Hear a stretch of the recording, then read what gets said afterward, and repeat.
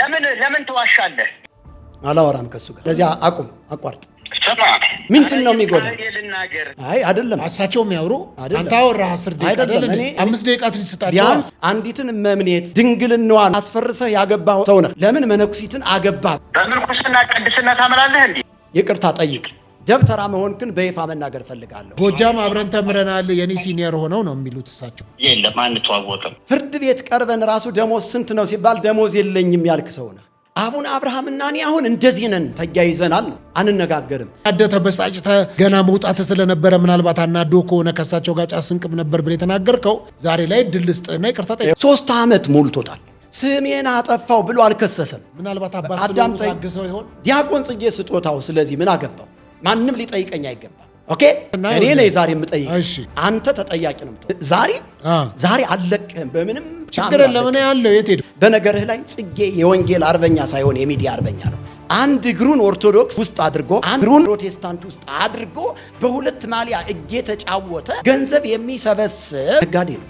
ዝም ብዬ አይደለም ማውራው። ስንት ሰው ስረዳ፣ ስንት ከኔ በታይ ስንት ሰራተኛ የነበረ ሰው። ያንን ሁሉ ነገር ጥዬ እዚህ ጋር ወንጌልን ሳገለግል ጴንጤው ከኔ ጎን ነው መቆም ያለበት። ጽጌና እኔ ወደ ኦርቶዶክስ እንመለስ ብንል ቤተክርስቲያኒቱ የምትመርጠው ጽጌን ሳይሆን እኔን ነው። እኔ እኮ የቤተክርስቲያኒቱ አይናማ መርጌታ ነኝ። ይህ ሁሉ መርጌታ በእኔ ስር ነው የሚተዳደሩ። ጠንቅቅ የሚባሉትን ዜማዎች በደንብ አድርጌ የተማርኩኝ ነው። ጠንቅቆቹ እኮ እነዚህ ከበድ ያሉት። አዎ በጣም አቋጫለ እነሱን አንድ እስቲ ነው መፍትው እንከ አህዊየ ንግበር በዓለነ በኩለሄ በታሕተ ሰማይ።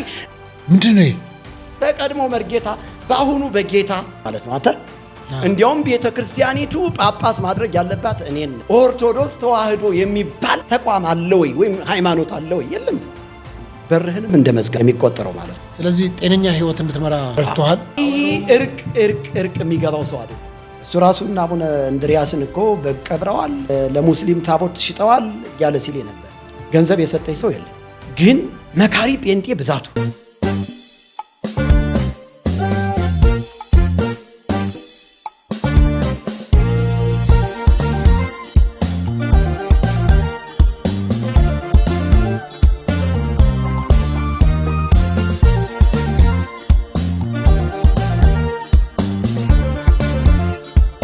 ሰላም እንደምን አላችሁ? ሰላም ናችሁ ወይ? በመላው ዓለም የምትገኙ ኢትዮጵያውያን ኤርትራውያን ሁላችሁንም ሰላም እላለሁ። ይህ ዲቫይን ሾው ነው። ከዲቫይን መልቲሚዲያ ጋር በጋራ በመተባበር የምናዘጋጅላችሁ ፕሮግራም ነው። ያዘጋጀው የማቀርብላችሁ ፓስተር ሶፎንያስ ሞላልኝ ከአዲስ አበባ ኢትዮጵያ ነው።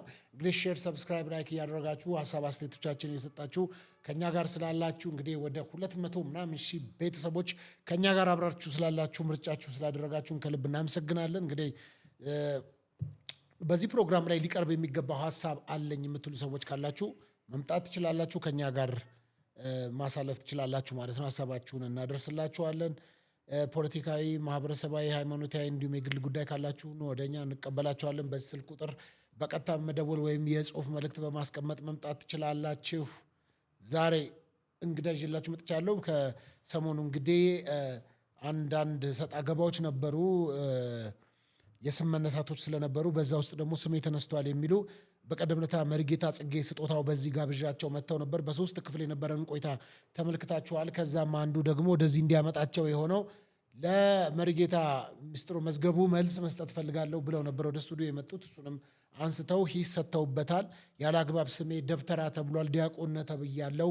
እኔ ግን መርጌታ ስሆን በብዙ ስሜ ተነስቷልና በዛው በተነሳበት ሚዲያ ሄጄ መልስ እሰጣለሁ ብዬ ነው የመጣሁት ብለው መልሳቸውን አስተናግደን መልሳቸው ለህዝብ ደርሷል። እንዲሁም ለመርጌታ ሚስጥሩ መዝገቡ ደርሶ እሱም አይቶታል። እሱም ደግሞ ዛሬ ያለ አግባብ ስሜ ተነስቷል ተከስሼበታለሁ ባለው ጉዳይ ላይ መልስ ለመስጠት በዚህ ተገኝቷል።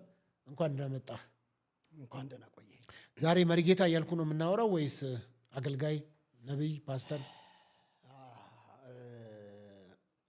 እኔ ይቅርታ አድርግልኝና የተፋውትን ነገር መልሼ ምልስ ሰው አይደለሁም። እሺ እኔ የምርግትናውን ሙያ አውቀዋለሁ፣ ተምሬዋለሁ አልኩ እንጂ ምርግትናውን ተሸክሜ እየዞርኩኝ መርጌታ ነኝ እያልኩኝ ምዞር ሰው አይደለሁም።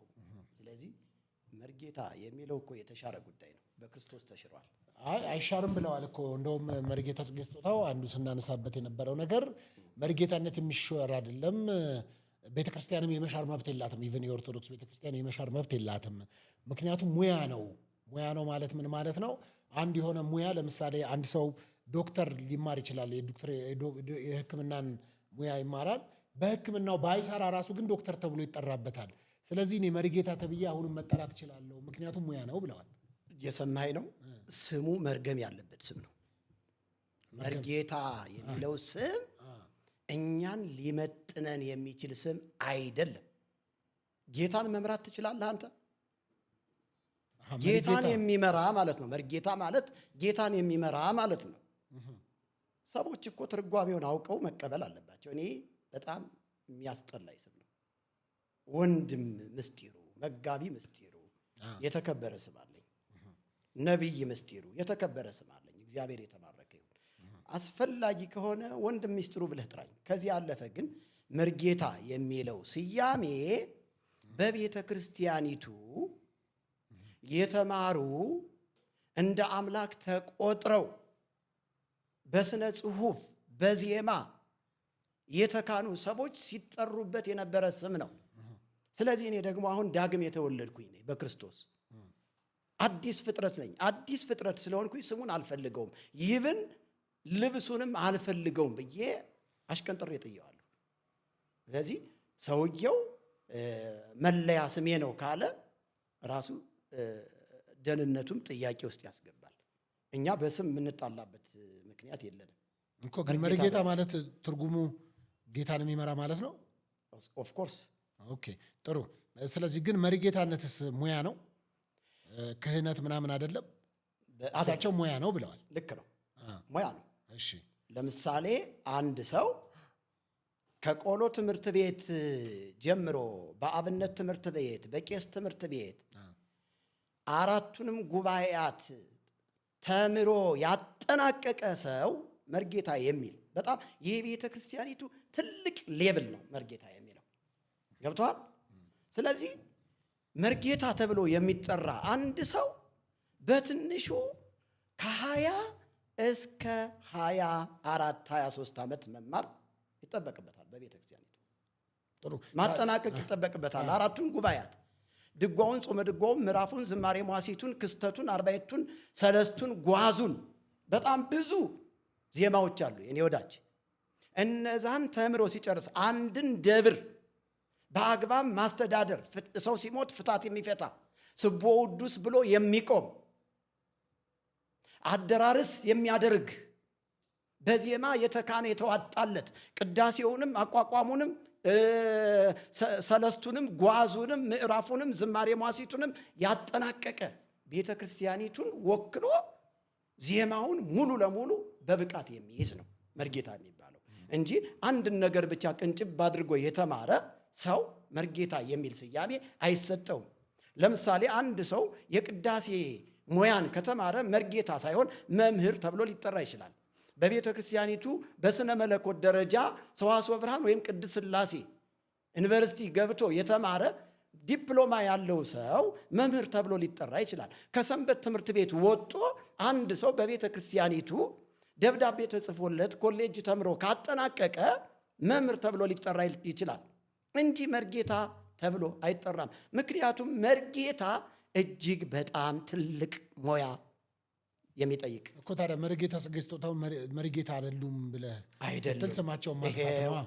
ይሄው እኔ መርጌታ አይደሉም ያልኩትኝ ዝም ብዬ አይደለም። አንደኛ ላም ባልዋለችበት ኩበት ለቀማ እንደሚሉ አባቶች ሰው ያልተማረውን ትምህርት ተምሬያለሁ ብሎ መናገር። አሁን ለምሳሌ ፓስተር ሶፎንያስ ሞላልኝ ዶክተር ፓስተር ሶፎንያስ ሞላልኝ ብልህ ደስ ይልሃል? አይልህም አይደለም?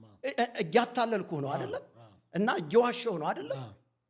ስለዚህ ይህ ከንቱ ውዳሴ ይባላል። በቤተ ክርስቲያኒቱ ከንቱ ውዳሴ ምንም ባለፋበት ባልደከመበት ጉዳይ እንዲያው መርጌታ በሉኝ አይባልም። አልተማረማ። እዚህ ጋር እኮ መጽሐፉን በካሜራ ላይ ማሳየት ትችላለህ ወዳጅ። ይኸው ዲያቆን ጽጌ ስጦታው። ይቺ መጽሐፍ በነገርህ ላይ ብዙ ታሪክ ያላት መጽሐፍ። ማን ነው ዲያቆን ጽጌ ስጦታው? አንተ ጋር መጥቶ መርጌታ በሉኝ መርጌታ ምስጢሩ መዝገቡ ዲያቆን ብሎኛል ብሎ ተናዶ ብዙ እላፊ ነገሮችን የተናገረው ዲያቆን ጽጌ ስጦታው ምን ይላል? አንብብልኝ በጌታ። እሺ በኢትዮጵያ ኦርቶዶክስ ተዋሕዶ ቤተክርስቲያን ቅዱስ ሲኖዶስ በሊቃውንት ጉባኤና በዲያቆን ጽጌ ስጦታው መካከል የተደረገ የሃይማኖት ክርክር ወይም ውይይት ይላል። በዲያቆን ጽጌ ስጦታው የሰዋስወ ብርሃነ ቅዱስ ጳውሎስ ከፍተኛ መንፈሳዊ ኮሌጅ ምሩቅ አዲስ አበባ ኢትዮጵያ ግንቦት 1997 ይላል። እግዚአብሔር ይባርክ። ግንቦት 1997 ዓመተ ምህረት የታተመ መጽሐፍ ዲያቆን ጽጌ ስጦታው ተብሎ እዚህ ጋር በራሱ መጽሐፍ ተቀምጧል። ከግንቦት 1997 ዓመተ ምህረት በኋላ ከ99 ዓመተ ምህረት ጀምሮ ነው ወይ ጎንደር ገብቶ ትግራይ ገብቶ ጎጃም ገብቶ ምርግትናውን የወሰደው? የምርግትና ሙያ ከየት አመጣ? ይህ ሰውዬ ከ1997 ዓመተ ምህረት ጀምሮ እንደገና ደበሎ ለብሶ እንደገና ቆሎ ትምህርት ቤት ገብቶ እከክ በልቶት ሙጀሌ በልቶት ከውሻ ጋር ታግሎ ነው ምርግትናውን የወሰደው። እኔ ግን እውነቴን ነው። እስኪ አንድ ኦርቶዶክስ አባት ጋር ለምን አትደውልም? ለምን አታረጋግጥም? መርጌታ እኔ ስልክም ይዣለሁ በነገራችን ላይ እኮ እስኪ ደውልና አንድ ቦታ ላይ ደውልና እኔ አሁን ከኦርቶዶክስ ላይም ተሐድሶ ላይም ካሉ መርጌታ ተብለው ከሚጠሩ ሰዎች ደውልና መርጌታ ተብሎ ሊጠራ የሚችል በቤተ ክርስቲያኒቱ ምን ትምህርት ሲማር ነው ብለህ እስቲ ጠይቅ። ጥሩ። አሁን ይሄ እንግዲህ በ1997 ዓመተ ምህረት በኢትዮጵያን አቆጣጠር ይነጋል የሚል መጽሐፍ በዲያቆን ጽጌ ስጦታው የሰዋስወ ብርሃነ ቅዱስ ጳውሎስ ከፍተኛ መንፈሳዊ ኮሌጅ ምሩቅ ብሎ እና እዚህ ላይ ዲያቆን ነው የሚለው። እዚህ ላይ እንግዲህ የራሱ መጽሐፍ ነው። የራሱ መጽሐፍ ነው። በነገርህ ላይ እኔ ብዙ የማያንጹ ነገሮችን ማውራት ስለማልፈልግ ነው ወዳጅ። ደግሞ ሲነኩኝ አልወድም፣ እውነት ሲቀበርም አልወድም፣ ብሞት ይሻለኛል።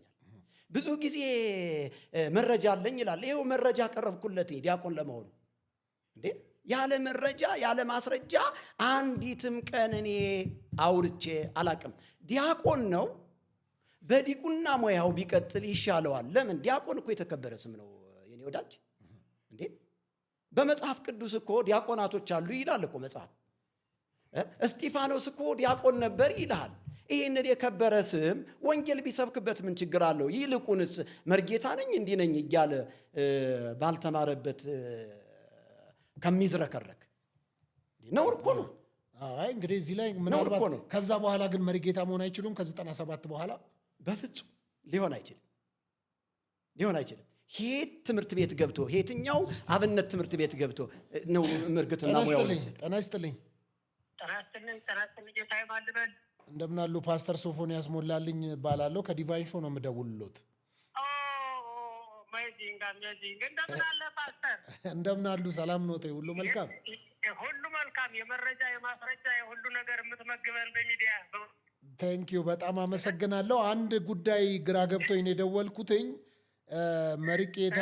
መርጌታ እንደመሆኑ መረጃ ሰምቼ ነው። መርጌታ ጽጌ መዝገቡ ይባላሉ እና የት እንደሚያገለግሉ የት እንዳሉ እስቲ ምናልባት አሁን ቀጥታ ስርጭት ላይ ነው ያለሁትኝ። ምናልባት እስቲ ፈቃደኛ ነዎት? መጀመሪያ ደረጃ ያ ወደ ህዝብ ጋር ይደርሳል ድምጾ።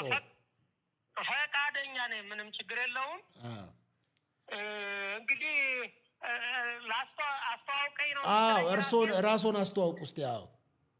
በጣም ጥሩ። ስሜን ቀደም ብለህ እንደጠቀስከው መርጌታ ጽጌ መዝገቡ እባላለሁ። እሺ። በኢትዮጵያ ኦርቶዶክስ ተዋሕዶ ቤተክርስቲያን ስርዓተ ትምህርት ነው ያደግኩኝ። መጀመሪያ የተማርሁትኝ እሺ ዜማ፣ ቅኔ፣ አቋቋም የሚባሉትን ተምሬያለሁ። ዝማሬ፣ መዋሥዕት ለሚባለው መምህር ነኝ። እሺ። ከዚያ ጎንደር ጎጃም ነበር የነበሩትኝ። ከዚያ ወደ ደቡብ ተዛውሬ በቤተ ክህነት ስራ ተመድቤ ወደ ሐዋሳ ሄጄ ይርጋለም ደብረሞይ ቅዱስ ሚካኤል በመርጌትነት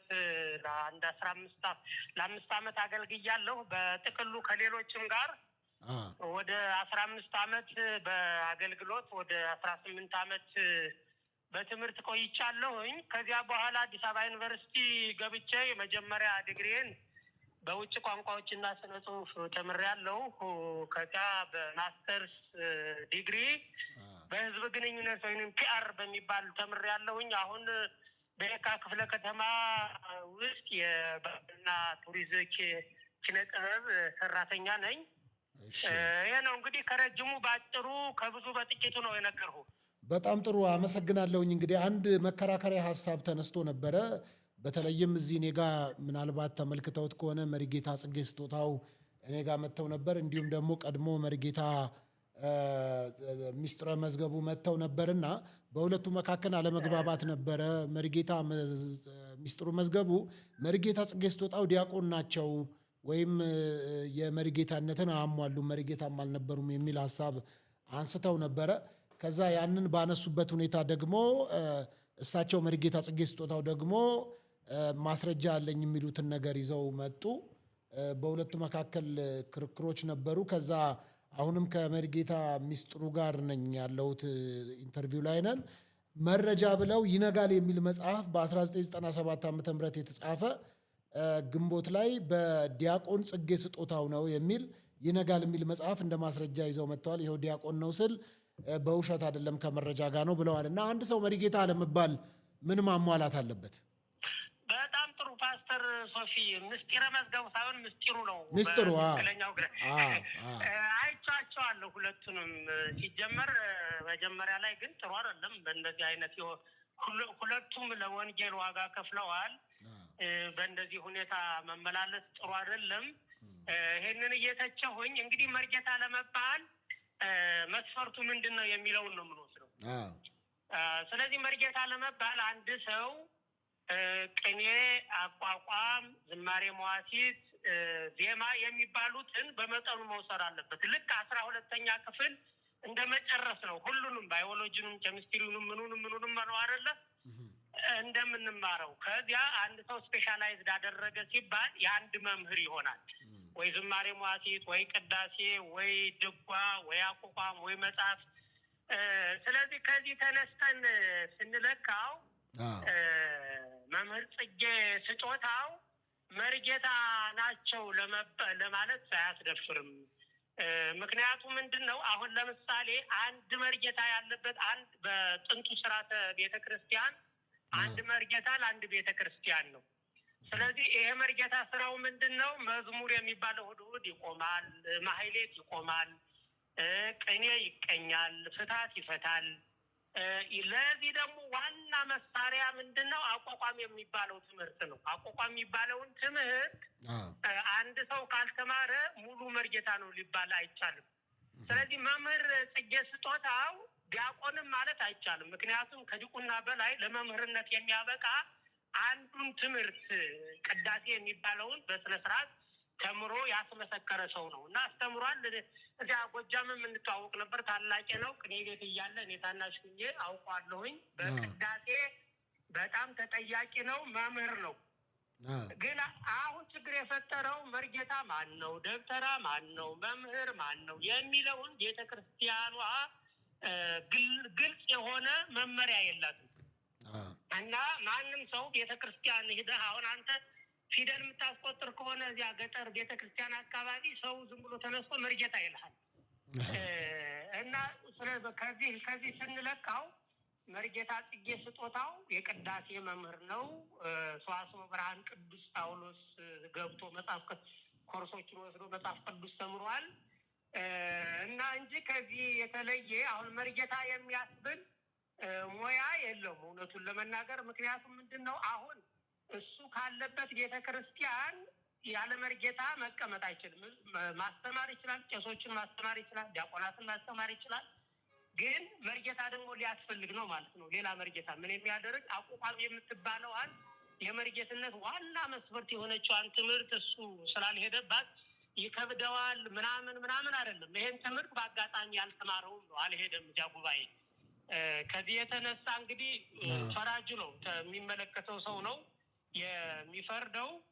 ሙሉ መሪጌታ ነው ማለት አይቻልም ነው በእኔ ድምዳሜ። ከዚህ የተነሳ በጣም ጥሩ። እንግዲህ እንደዚሁ ጥያቄ ሲኖረኝ ደውልሎታለሁ። ለሰጡኝ እንግዲህ ሀሳብ ምናልባት መሪጌታ ጽጌ ስጦታውም ያው የሰሙት ነው ፕሮግራሙን።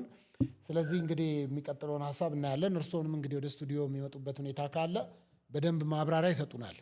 አመሰግናለሁ። ክብረት ይስጥልን ፓስተር ሶፎንያስ። ጌታ ይባርክ። ሰላም።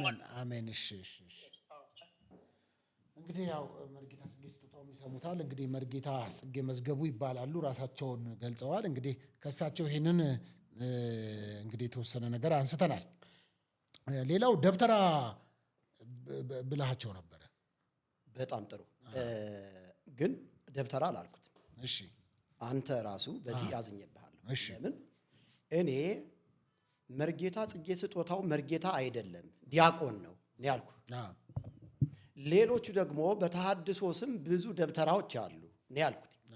አንተ ግን ያንን ነገር አጣመህ ደብተራ ብለዋል እያልክ ስታወራ ነበር። እኔ ደብተራ ብለዋል አላልኩም። ቆይ አይ ቪዲዮ አለ ቪዲዮ ማየት ይችላል ጽፈው ነው የመጡት። እሳቸው እኮ ጽፈው ነው የመጡት ብሎኛል ነው ያሉት። አዎ እና ደብተራ ናችሁ ደብተራ ኖት እያልክ አይ እንደዚህ አላለም ነው ማለት ያለብህ። አይ እኔ አላለም የጋዜጠኝነት ሙያህ አይ አላለም አይደለም። ምክንያቱም የጋዜጠኝነት ሙያህን ሌላ ቦታ ተባብላችሁስ ቢሆን እኔ ምን አውቃለሁ? ኖ እኔ ቪዲዮ ላይ የተናገርኩትን ሐሳብ ነው መተንተን ካስፈለገ መተንተን ያለበት።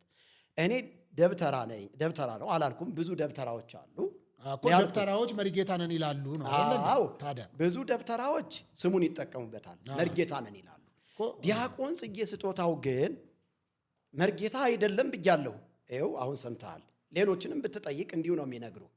ከዚህ ባለፈ ግን እንዲያውም ደብተራ ለመሆኑ ራሱ በባለፈው ክፍል 3 ላይ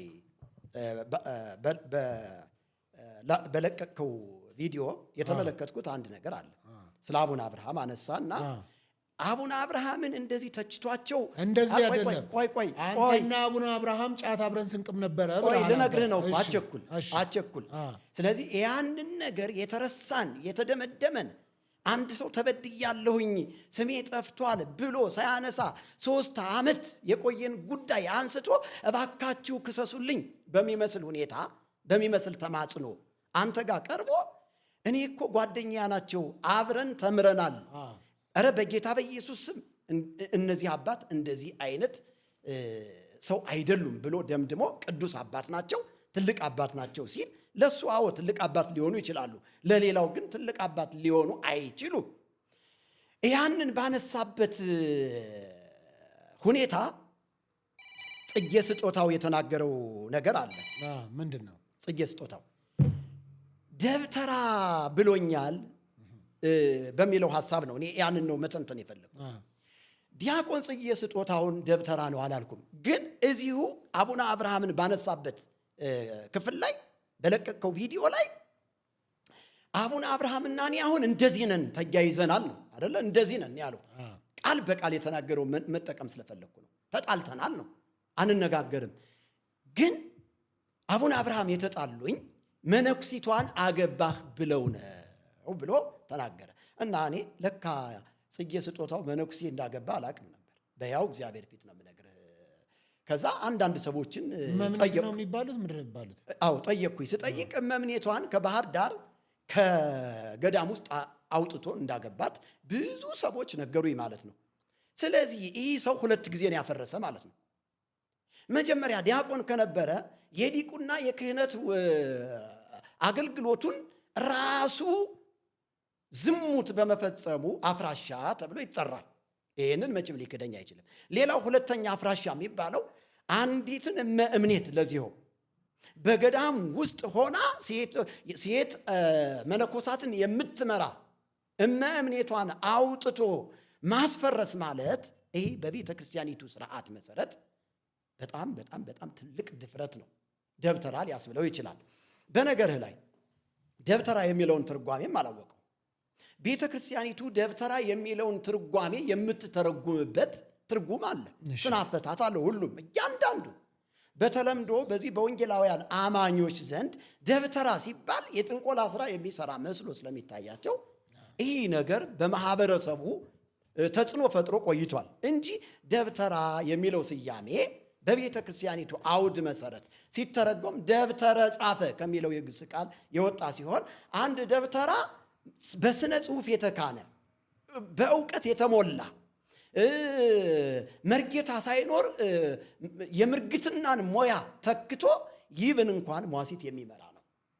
ግራኝ ጌታ ቀኝ ጌታ የሚባል አለ በቤተ ክርስቲያኒቱ ገብቷል።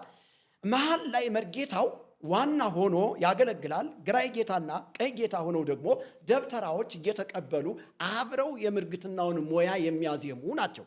እኔ እንዲያውም ትልቅ ስፍራ ነው የሰጠሁት እኮ ዲያቆን ጽጌ፣ እውነቴን ነው የምነግርህ። ስለዚህ ደብተራ የሚለው ብዙ ትንታኔ አለው። እንዲያውም እኮ ማርያም ደብተራ ድንኳን ተብላለች። ቅድስት ድንግል ማርያም አዎ ደብተራ ድንኳን ተብላለች። እንደገናም ደግሞ ደብተራ ኦሪትም ብናነሳ የሙሴን ድንኳን ማንሳት እንችላለን በቤተ ክርስቲያኒቱ ስርዓት መሰረት።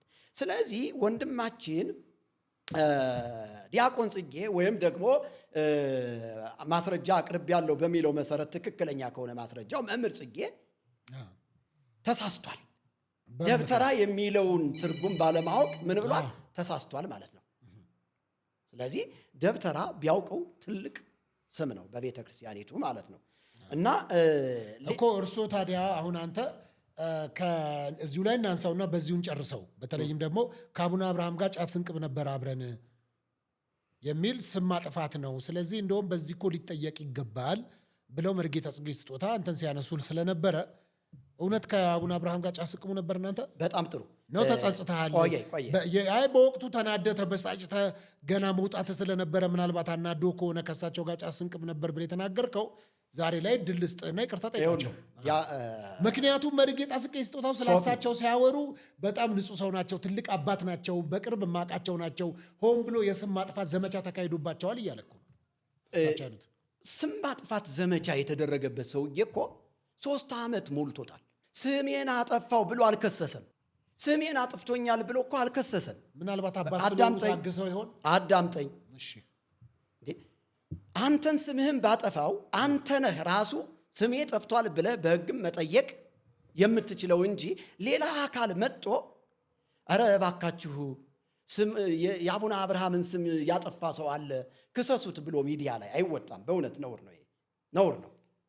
በእኔና በአቡነ አብርሃም መካከል የነበረውን ግንኙነት እኔና አቡነ አብርሃም ሌሎችም በወቅቱ የነበሩ ሰዎች ናቸው የሚያውቁት። ኦኬ። ዲያቆን ጽጌ ስጦታው ስለዚህ ምን አገባው እንዴ? ውክልና ሰጠውታል እንዴ? አቡነ አብርሃም ውክልና ሰጠውት፣ እባክህን ጽጌ እኔ አፍ ስለሌለኝ እኔ ማውራት ስለማልችል ሂድና ያን ምስጢሩ የሚባለውን ሰውዬ መንግስት እንዲጠይቀው በሚዲያ ላይ ወጥተህ ተናገርልኝ ከ3 ዓመት በኋላ ብሎ ነግሮት ነው። ይሄ ሰውን ለማጋጨት ሆን ተብሎ የተሰራ ሴራ ነው ወንድሜ። ከአቡነ አብርሃም ጋር ያለን ግንኙነት በጣም ብዙ ሰዎችን የሚያነካካና በጣም ብዙ ሰዎችም አብረው የነበሩበት ጉዳይ ስለሆነ አቡነ አብርሃም ይጠይቁ። በዚህ ጉዳይ ላይ ማንም ሊጠይቀኝ አይገባም። ኦኬ፣ ማንም ሊጠይቀኝ አይገባም። ገና ዲያቆን ተባልኩኝ ብሎ ረጅም መሄድ ጸባጫሪነት የሆነን ነገር ይዞ መጓዝ ይሄ ከአንድ የወንጌል አገልጋይ የማይጠበቅ ነው ወንድሜ። አንተም ራሱ ሕሊና አለህ፣ ይሄንን ማመዛዘን ትችላለህ። እኔ አሁን ስለ ዲያቆን ጽጌ ስጦታው እያንዳንዱ የተናገራቸውን በማስረጃ ይዣቸዋለሁ። በማስረጃ በመጀመሪያ ክፍል 1 ላይ ራሱ በጠየቅከው እና ባነሳው ሐሳብ ላይ ተሐድሶ ቤተ ክርስቲያን የሚባል ላይሰንስ አውጠናል ብሏል አይደል? እኔ ነኝ ዛሬ የምጠይቅ። አንተ ተጠያቂ ነው የምትሆነው። እኔ ነኝ ዛሬ የምጠይቅ። ተጠይቀኛለህ፣ ችግር የለውም። እኔ ይኸው አልለቅህም። ዛሬ አልለቅህም በምንም ችግር የለም። እኔ ያለው የት ሄድኩኝ? ይኸውልህ አንደኛ እኔ መክሰስ ብችል መክሰስ የምችለው እኔ ነበርኩኝ። አንተንም እሱንም ስም የማጥፋት ዘመቻ ያደረጋችሁብኝ ሁለታችሁ እኔም አለሁበት ተማክራችሁ ነው። አዎ። ስለዚህ ክፍል 1 ላይ ኦርቶዶክስ ተሐድሶ ቤተ ክርስቲያን የሚል ላይሰንስ አውጠን እየሰራን ነው፣ እንደዚህ የሚባል የለም ስትለው ምን አገባህ መንግስት ተሰጠን አለ።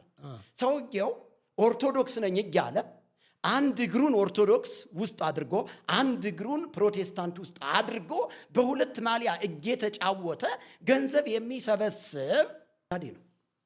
ጽጌ ነጋዴ ነው። በነገርህ ላይ ጽጌ የወንጌል አርበኛ ሳይሆን የሚዲያ አርበኛ ነው። ገና ምላስ ካገኘው ብሎ ገና ተናጋሪ ነኝ፣ ገና ተቀባይነት አገኘው አየሩ ላይ ገነኛለሁ ብሎ እኔ እኮ ባጠፋ በእውነቴን ነው የምነግርህ፣ ባጠፋ እኔ ጥፋት ቢኖርብኝ ጥፋቴን በየዋሃት መንፈስ ነው ማቅናት ያለበት እንጂ ወጦ እንደዚህ አይደለም በማለት አይደለም።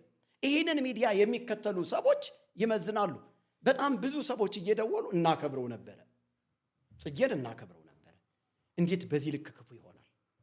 እንዴት ወንጌልን ይዞ መንግስት እንዲጠይቅህ ሰዎች እንዲጣሉ ብዙ ሰዎችን እኮ ነው ያነሳው እኮ። እና አፍላገ ሕይወት ሚዲያን አንስቷል። እነ ቃለ ዓዋዲን ውሉደ ብርሃን አንስቷል። እና አቡነ አብርሃምን አንስቷል። እንደገናም ደግሞ የተከበረውን የሀገሪቱን መንግስት አንስቷል። ከነዚህ ሁሉ ሰዎች ወስዶ ሊያጋጭ ሊያጣለኝ። በእርግጥ የእሱን ተልካሻ ጉዳይ እነዚህ ሰዎች የሚመለከቱ ሰዎች አይደሉም። ብትጠይቃቸው ራሱ እና አፍላገ ሕይወት ብትጠይቃቸው ራሱ የእሱን ተልካሻ ጉዳይ እዚህ ግባ ብለው ምንም እንትን ትኩረት የሚሰጡት ሰዎች አይደሉም። እኔም ጌታ ኢየሱስ ክርስቶስን የሕይወት ያዳኝ አርግቼ የተቀበልኩትኝ በአፍላገ ሕይወት ሚዲያ በኩል በመርጌታ ቀጸላ በኩል ነው። እነዚህ ሰዎች ያውቃሉ። ኧረ በጌታ በኢየሱስ ስም ምስጢሩ ተሐድሶን አንድ ቀንም ሰብስቦ አያውቅም ነው ያለ። አንተ ይህ ሰው ንስሐ ይግባ። በእውነት እግዚአብሔር እድል ይሰጠዋል ንስሐ። እኔ ተሐድሶን ሳልሰበስብ ነው እንዴ ተሐድሶን ሰብስብ ያለው ብዬ የማጓራው? ራሱ መምህር ጌታቸውን ብትጠይቀው ይሄን ሊዋሽ አይችልም። ከሳቴ ብርሃን ኦፊስ ላይ በጣም የተከበሩ ሰዎችን ታላላቅ ሰዎችን እንተና ብዬ መጥራት ስለማልችል እንደሱ የተከበሩ ሰዎችን በገንዘብ የሚደግፉ ሰዎችን የራሴን ሰዎችን ብቻ ኦርጋናይዝድ የሆነ ስራ ይሰራ። ተሐድሶ የሚባለው ስብስብ ሃይማኖት ሆኖ ዲኖሚኔሽን ሆኖ መንግስት እውቅና እንዲሰጠው አንድ ሁነን እንስራ ስንል እኮ 4 ጊዜ ሰብስቢያቸው ተሐድሶ አንድ መሆን ያልቻለ ነው። የመጀመሪያው ስብሰባ ላይ እኮ እኔና መርጌታ ቀጸላ እና አውደ ወንጌል ይመስለኛል አንድ ሰው እንደዚህ 4 ሁነን ተመርጠናል ያንን ስራ ለማስፈጸም። ነገር ግን እኛ ባቀረብነው ቃለ ጉባኤ ከሳቴ ብርሃን የሚባለውን ሚኒስትሪ ወደ ቤተ ክርስቲያን ያሳደጉት በእኛ ቃለ ጉባኤ ነው። ይህ ሁሉ መርጌታ በእኔ ስር ነው የሚተዳደረው ብሎ መምህር ጌታቸው አንተ እንዴት ጠይቅ እስቲ እና አባ ተዋህዶን ጠይቅ እስቲ እነ መርጌታ ቀጸላ እና አውደ ወንጌልን እነ መርጌታ መላክን እስኪ ጠይቃቸው እስቲ ደውለ ጠይቃቸው እስቲ ሊዋሹ ይችላሉ? ሲቀደም ጽጌ ከማንም ጋር ተሰብስቦና ተስማምቶ አያውቅም። ጽጌ እንደ ተሐድሶ ስብሰባ ሲጠራ የማይቀርብ ሰው ነው። እሱ ሚዲያ ላይ ጠራው የትም ሚዲያ ይቀርብልሃል። ምክንያቱም ምላስ አለችው። በዛሽ ምላሱ ገንዘብ መሰባሰብን ያውቃል። ሚስቱ ስትታመምበት እኮ ጴንጤን ያሳከበው አይ ምስጢሩ እንዳለው እኮ እኔ ቡሌ አይደለም የሰበሰብኩትኝ በዶላር $40,000 ነው የተሰበሰበልኝ አለ። እና $40,000 የሰበሰበለት ማን ነው? ጴንጤ አይደለም። ሚስቱን ያሳከመለት ማን ነው? ጴንጤ አይደለም። እሱ ግን በሁለት ማሊያ እየተጫወተን ያለ የኔ ወዳጅ። ስለዚህ አሁንም አስረግጬ የምነግርህ ሶፎን ያስሞላልኝ አስረግጬ የምነግርህ እንደ ተሐድሶ ኦርቶዶክስ ተሐድሶ ቤተ ክርስቲያን የሚባል ላይሰንስ የለም፣ ተቋምም የለም። እዚህ ጋር በቤተ ክርስቲያኒቱ ኦርቶዶክስ ተሐድሶ ቤተ ክርስቲያን ብለን አውጥተናል፣ መንግስት ከሰጠን ምን አገባ ብሎ አንተን ራሱ ሲያወዛግብ ነበር። ክፍል 3 ላይ ደግሞ አይ ኦርቶዶክስ ተሐድሶ ቤተ ክርስቲያን የሚባል ተቋም አለ አለ። በአንድ አፍ 2 ምላስ። አያሳዝንም? ተቋም አለ እንዴ! የእነንተና ተቋም አይደለም? የከሳቴ ብርሃን ተቋም አይደለም? እያለ ብዙ ሰዎችን ዘርዝሮ ደግሞ እንደገና ተቋም ነው ብሏል። እኔ ያልኩትኝ እንደ ሃይማኖት፣ እንደ ኦርቶዶክስ፣ እንደ እስልምና፣ እንደ ካቶሊክ ራሱን ችሎ የቆመ ሃይማኖት የለም፣ ዲኖሚኔሽን እንዲህ የሚባል የለም ያልኩኝ እንጂ በተቋም ደረጃማ እኮ የእኛም ተቋም ነው አይደለ እንዴ? ስለዚህ ጽጌ ስጦታው ቤተ ክርስቲያኒቱን አንደኛ አያውቃትም። ብዙ ነገር እየተናገረ ነው ያለ። ስለዚህ እንዲያውም በዚህ በክፍል 1 ላይ ባቀረብከው ስለ ተግሳጽ መጽሐፍቶችን ሙሉ ጠይቀው ነበረ። በጣም አጨናነቀው። እግዚአብሔር ይባርክ። እኛ ባንነሳ ይብን ቤተ ክርስቲያኒቱ ራሱ ሌሎችም መጽሐፍቶችም ትጨምር ነበር አለ። ግን እኮ መጽሐፍቶቹ የተጨመሩ እኮ 2000 ዓመተ ምህረት በአቡነ ጳውሎስ በሲኖዶስ ውሳኔ አግኝተዋል። እንዲያው ሊተነትናቸው ፈለገ፣ አላወቃቸውም። እኔ ልንገረው እስኪ ከሰማ 8ቱ የተግሳጽ መጽሐፍቶች ቀለሜንጦስ፣ አብጥሊስ፣ ግጽው፣ ስርዓት፣ ኪዳን፣ ዲድስቅልያ፣ ስርዓተ ጽዮን ይባላሉ። የኔ ወዳጅ እነዚህ መጽሐፍቶች ቤተ ክርስቲያኒቱ አምናባቸው ውሳኔ አሳርፋባቸው ከ81 መጽሐፍት ጋራ ባይጠረዙም ግን ውሳኔ ተወስኖ እያንዳንዳቸው መጽሐፍቶች ተጽፈው ታትመው ቤተ ክርስቲያኒቱ የተግሳጽ መጽሐፍቶች መመሪያዬ ናቸው፣ ሕይወት አለባቸው ብላ አስቀምጣቸዋለች። እና ግን እሱ ሊጠራቸው አልቻለም። እነዚህም ቢያውቃቸው ጥሩ ነው ማለት ነው። እና ኦርቶዶክስ ራሱን ችሎ የቆመ ተቋም የለም ብሏል እሱ ክፍል 3 ላይ። እዚህ ጋር ግን ኦርቶዶክስ ተሐድሶ የሚባል ቤተ ክርስቲያን ላይሰንስ አውጥተን እየተንቀሳቀስ ነው። እንዲያው ላይሰንሱን ብጠይቀው ደስ ይለኛል። እንደዚህ የሚባል ላይሰንስ ያወጣ የለም። ኦርቶዶክስ ተሐድሶ ቤተ ክርስቲያን የሚባል በፍጹም በፍጹም። ስለዚህ ሌላው ከኦርቶዶክስ አልወጣሁም ነው የሚለው ሰውየው። አልወጣሁም ብለዋል። ከኦርቶዶክስ አልወጣሁም፣ ክር ባንገቴ አስሬያለሁ ብሎ እንዲመሽለጥ አድርጎ ሲያወጣለ ነበር። ግን የክሩን ትንታኔ አልነገረንም። ክሩ መጽሐፍ ቅዱሳዊ ነው ወይ ብለህ አልጠየቅከውም አንተ። መጽሐፍ ቅዱሳዊ ነው ወይ? ይህ ሰው ከቁስ አልወጣም። ይልቁንስ ከቁስ ወደ ኢየሱስ ቢሄድ መልካም ነው። ገና ለገና ገንዘብ ለማግኘት እያስመሰልን የኦርቶዶክሱ አባት እንደዚህ ሆነው፣ ጴንጤ ሆነው፣ የኦርቶዶክሱ መርጌታ እንደዚህ ሆነው እየተባልን በልብሱ ባንነግድበት። እንደኔ አሽቀንጥሮ አውጦ ቢጥለው በመጋቢነቱ ይቀጥል። ራሱን መጋቢ አድርጓል። እሱ እንዲያው ተሐድሶ ላይ ባይገባ እኔ ያልገባው ማን ሊገባ ነው? እኔ እኮ የቤተ ክርስቲያኒቱ አይናማ መርጌታ ነኝ። አሁን ወደ ኦርቶዶክስ ልመለስ ብል ጽጌና እኔ ወደ ኦርቶዶክስ እንመለስ ብንል ቤተ ክርስቲያኒቱ የምትመርጠው ጽጌን ሳይሆን እኔን ነው። ለምን ካልከኝ በቤተ ክርስቲያኒቱ ውስጥ ጠንቅቅ የሚባሉትን ዜማዎች በደንብ አድርጌ የተማርኩኝ ነኝ። ጠንቅቆቹ እኮ እነዚህ ከበድ ያሉት። አዎ በጣም ያቋቸዋል በደንብ እነሱን። በደንብ እስቲ አንድ እስቲ እንበል። ለምሳሌ ዘኪሩ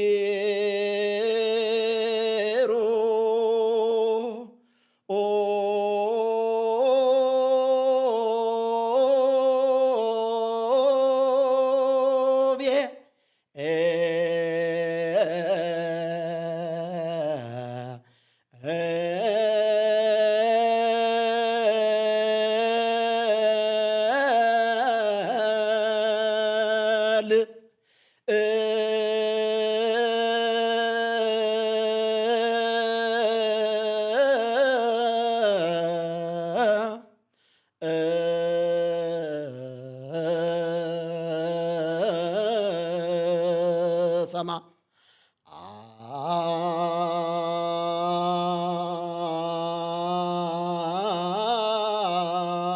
አየይ ጸርህ ወይ ሰጠ ወቃ ምንድን ነው?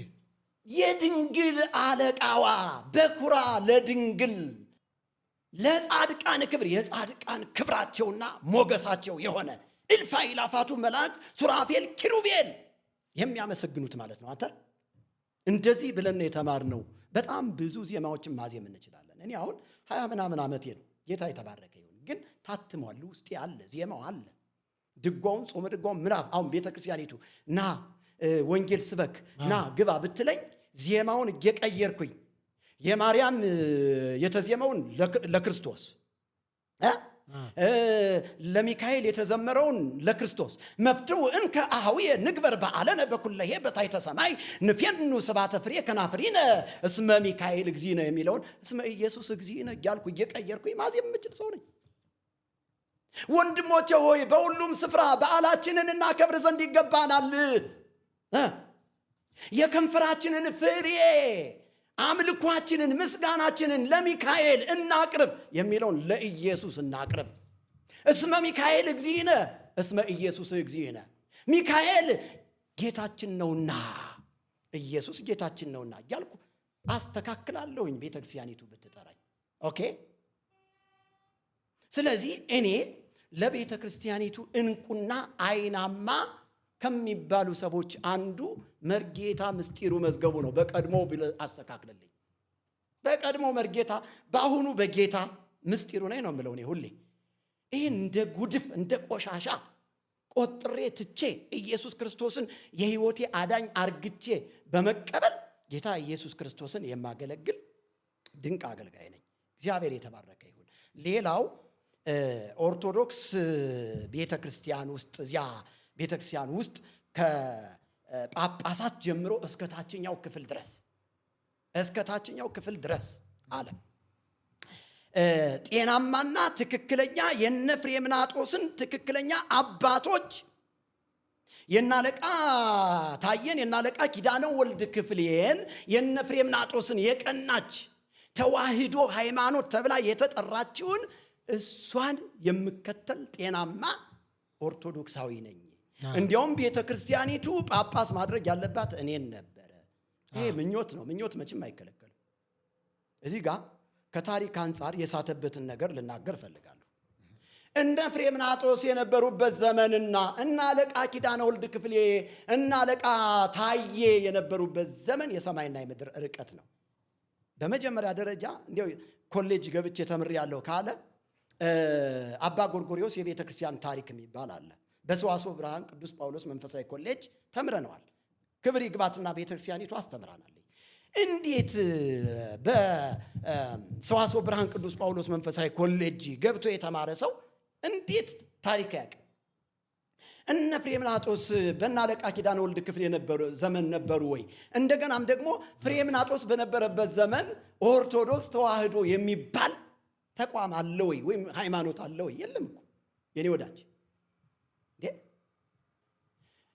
ፍሬምናጦስ እኮ ከግብፅ ወደ ኢትዮጵያ ሲመጣ ኤዶስዮስና ፍሬምናጦስ ሲገቡ እኮ ሁለት ወንድማማቾችን በቤተ መንግስት አግኝተው ወንጌል ሰብከው ስማቸውን ሳይቀር እኮ ቀይረዋል እኮ።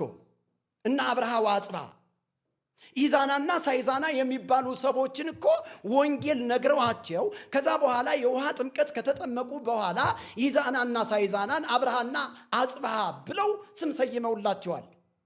እያንዳንዱን ታሪክ ብንመለከት ኦርቶዶክስ ተዋህዶ የሚባል በዛ ዘመን አልተፈጠረም። ኦርቶዶክስ ተዋህዶ የሚባለው ይኸውልህ ወንድሜ የምትሰማይ ከሆነ 1845 1881 ዓመተ ምህረት ይብን ይሄ በሰባተኛው መቶ ክፍለ ዘመን ጀምሮ የነበረ ታሪክ እንጂ በነ ፍሬምናጦስ ዘመን በአራተኛው መቶ ክፍለ ዘመን ጀምሮ የነበረ አይደለም። እንዲያውም ኦርቶዶክስ የሚባለው ስያሜ 1051 ጀምሮ ነው።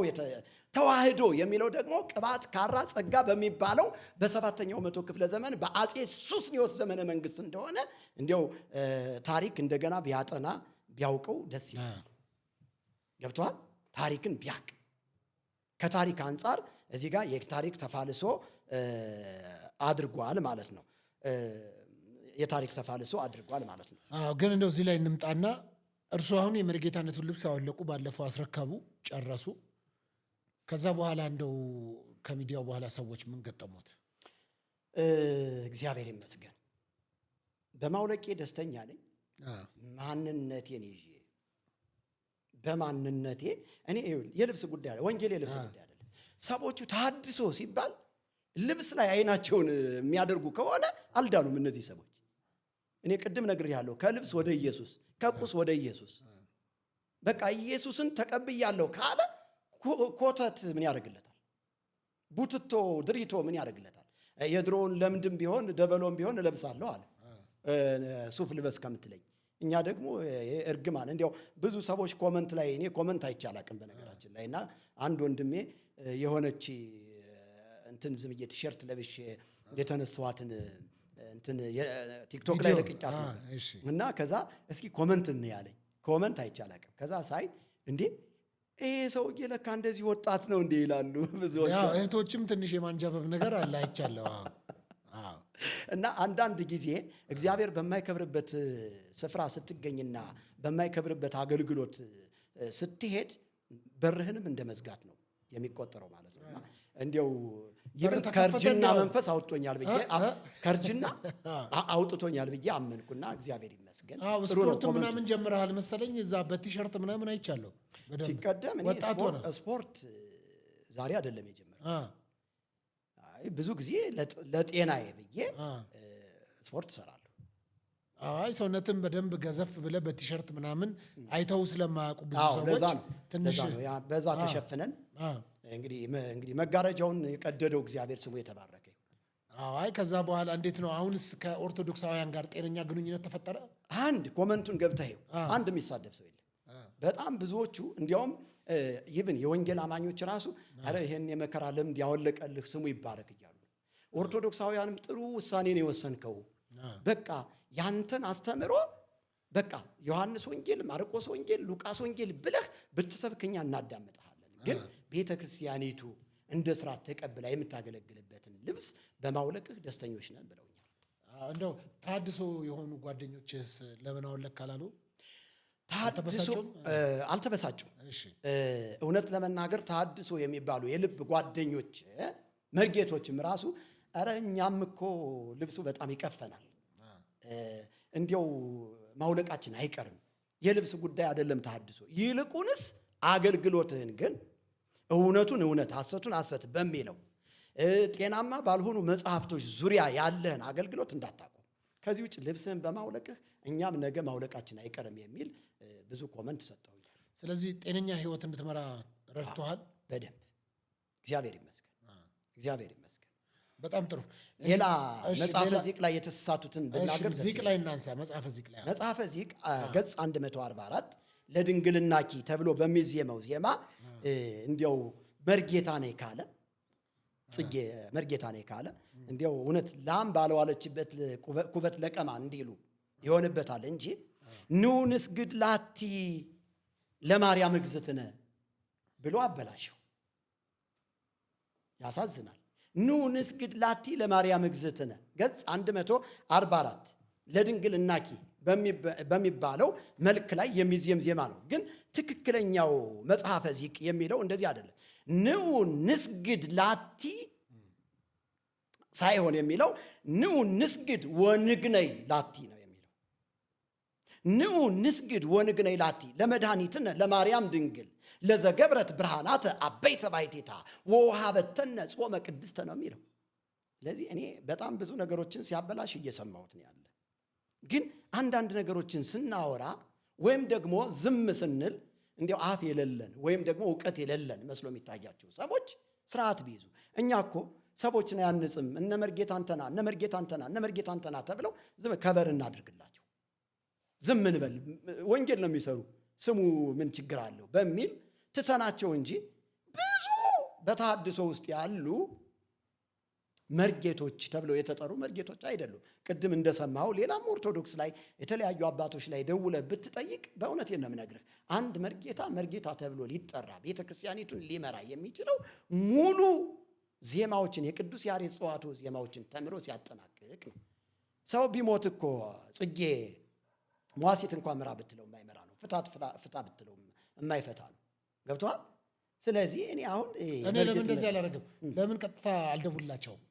ለምን ለመርጌታ ጽጌ ስጦታው እሺ፣ ለምን አላገናኛችሁም? በስልክ አሁን አገናኘን ማለት ላገናኛችሁ እና የሚሉትን እንስማ እስቲ። አንዳንድ ነገሮች እኮ በሰላም ሊፈቱ ይችላሉ እኮ። አለመረዳተትም ካለ ላሰማቸውና ፈቃደኛ ከሆኑ ለማውራት የመሪጌታ ጽጌ መዝገቡንም ያነሱትንም ለማንሳት እዚሁ ልደውልላቸውና እሺ ኑ ንስግድ ላቲን ጠይቀው። እሺ ሄሎ፣ እንደምን አሉ መሪጌታ? ሁሉ መልካም ነው? ሰላም አደሩ? እግዚአብሔር ይመስገን። ቀረጻ ላይ ሆኜ ቀረጻ መካከል ነው የደወልኩሎት ለአንድ መረጃ። ምናልባት ፈቃደኛ ከሆኑ መሪጌታ ሚስጥሩ መዝገቡ እዚህ እኔ ጋር ስቱዲዮ መጥተው ነበር እርስዎ ባነሱት ጉዳይ ላይ ሀሳብ ለመስጠት። ለዛ ምናልባት ፈቃደኛ ከሆኑ የእርስዎ አንድ መጽሐፍ መጥቷል እኔ ጋር፣ ይነጋል የሚል መጽሐፍ ነው። በ1997 ግንቦት ላይ የተጻፈ ነው በእርስዎ እና እሱም መጽሐፍ ላይ ሀሳብ ይዘው መጥተው ነበርና በኢትዮጵያ ኦርቶዶክስ ተዋሕዶ ቤተክርስቲያን ቅዱስ ሲኖዶስ በሊቃውንት ጉባኤውና በዲያቆን ጽጌ ስጦታው መካከል የተደረገ የሃይማኖት ክርክር ወይም ውይይትና በዲያቆን ጽጌ ስጦታው የሰዋሰው ብርሃነ ቅዱስ ጳውሎስ ከፍተኛ መንፈሳዊ ኮሌጅ ምሩቅልና አዲስ አበባ ኢትዮጵያ ግንቦት 1997 ይላል። እዚህ ላይ የታተመው መጽሐፍ በዲያቆን ጽጌ ስጦታው ይላልና በቀደም ለታ እኔ ዲያቆን ብዬ ስናገር ውሸት አይደለም፣ ይሄው ማስረጃ ይዤ መጥቻለሁ ብለው ይነጋል የሚል መጽሐፍ ይዞ መጥቷል መሪጌታ ሚስጥሩ መዝገቡና ከ1997 በኋላ ጎንደር ወይም ደግሞ ትግራይ ሄዶ ተምረው ነው ወይ መሪጌታ የሆኑት ይሄ የሐሰት ወሬ ነው ብለው አንስተዋልና መልስ ካሉት እዚህ እሱም እየሰማ ስለሆነ ዲያቆን ማለት አሁንም ቢሆን እኔ ዲያቆን ነኝ፣ ስልጣኑ አለኝ። ዲያቆና ሙያ ሳይሆን ማዕረግ ነው። እሺ ቄስ አይደለሁም። ቄስ አይደለሁም። ዲያቆን ማለት ማዕረግ አይደለም። ቄስ ጽጌ ልባልም እችላለሁ። መርጌታ ጽጌ ሙያው ካለኝ መርጌታም ልባል እችላለሁ። እሺ የቅስና የዲቁና ሙያ ሳይሆን ማዕረግ ነው። እሱ ራሱን የቻለ መጠነኛ ማዕረግ ሙያ ቢኖረውም ለመርጌትነት የሚያበቃ አይደለም። ግን የዲቁና ማዕረግ አለ፣ የቅስና ማዕረግ አለ፣ የጵጵስና ማዕረግም አለ። ይሄ በእጅ በመጫን የሚሰጥ ስልጣን ነው። እሺ መርጌታ መምህር የሚባለው ግን ሙያ ነው። ሙያን የሚጠይቅ ነው። በሙያ የሚመጣ ነው። ስለዚህ መምህር ጽጌ የተባልኩትም መምህር ስለሆንሁ ነው። ዲያቆን ብባልም ድቁናው ማዕረጉ ስላለኝ ነው። ስለዚህ ያለመማር ነው ዲያቆን ማለት ያለመማር ነው የሚል ካለ እኔ እንግዲህ ማስረጃ ያለኝ ሰው ነኝ። ዲያቆን ተብዬ ብጠራም አሁንም የማፍርበት ማዕረግ አይደለም። ችግር የለውም። እንደ ማስረጃ ያለመማር ምልክት ነው አድርጎ ብሎ ካቀረበው ያቅርበው። አዎ፣ ግን እርስዎ 1997 ላይ ዲያቆን ከነበሩ ከ1997 በኋላ የት ሄደው ነው መሪጌታ የሆኑት ነው የእሱ መከራከሪያ ሀሳብ ያነሳው። ይኸውልህ 97 እኔ ዲቁና የተቀበልኩት 73 ዓመተ ምህረት 74 ዓመተ ምህረት ገደማ ነው ዲቁና የተቀበልኩት። ያኔ የዲቁና ሙያ ይዤ ነው ዲቁና የተቀበልኩት። ከዚያ በኋላ ግን ዲያቆን ከሆንኩ በኋላ እስከ አዲስ አበባ እስከመጣሁበት እስከ 79 ዓመተ ምህረት መጨረሻ እስከ 80 የቤተክርስቲያን ትምህርት የማዕረግ የመምህርነት ሙያዬን ስማር ቆይቼ ነው የመጣሁት። ዲቁናው እንዳለ ሆኖ ማለት ነው። እየቀደስኩ በዲቁና እያገለገልኩ መምህር ሁኜ እያስተማርኩም ቆይቻለሁ። ስለዚህ መጽሐፉ ሲታተም ዲያቆን ጽጌ መባሉ ስህተት የለውም። መምህር ጽጌ ቢባልም ስህተት የለውም። ምክንያቱም ዲያቆን ጽጌም ማዕረጌ ነው፣ መምህር ጽጌም ሙያዬ ነው። ይሄንን ነው እኔ የማስረዳ። በጣም ጥሩ። አይ ዲቁና ዲያቆን አሁን መርጌታ የተባለው እኮ የቅስና ሙያ የቅስና ማዕረግ አልያዘም እንጂ እንዳለ እኮ በመላ ሀገሪቱ ያለው መርጌታ የሚባለው ሁሉ እኮ የዲቁና ማዕረግ አለው። በነገራችን ላይ የዲቁና ማዕረግ አለው ሁሉ። ራሱ መርጌታ ምስጢሩ ዲያቆን ነው።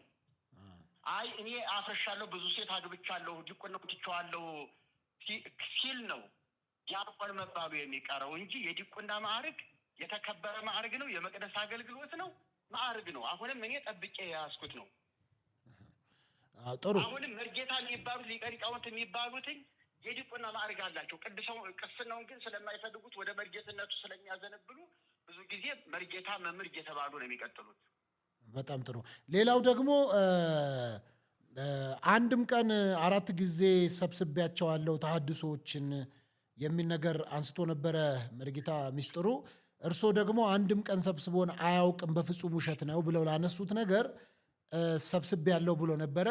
ምናልባትም ደግሞ ማስረጃ እሱነን አሁን ብዙ ጓደኞች ራሱ መምህር ጌታቸው ጋር ደውል፣ ይሄን ከዋሽ በዚህ ቀን በዚህ ወር በዚህ ዓመተ ምህረት በዚህ አጀንዳ ሰብስቤ አነጋግሬያቸዋለሁ ብሎ መግለጽ ይችላል። እሱ የለበትም። እርሱ አልነበሩም ነው እኮ ማን ነበረ ነው? መርጌታ ቀጸላ፣ መርጌታ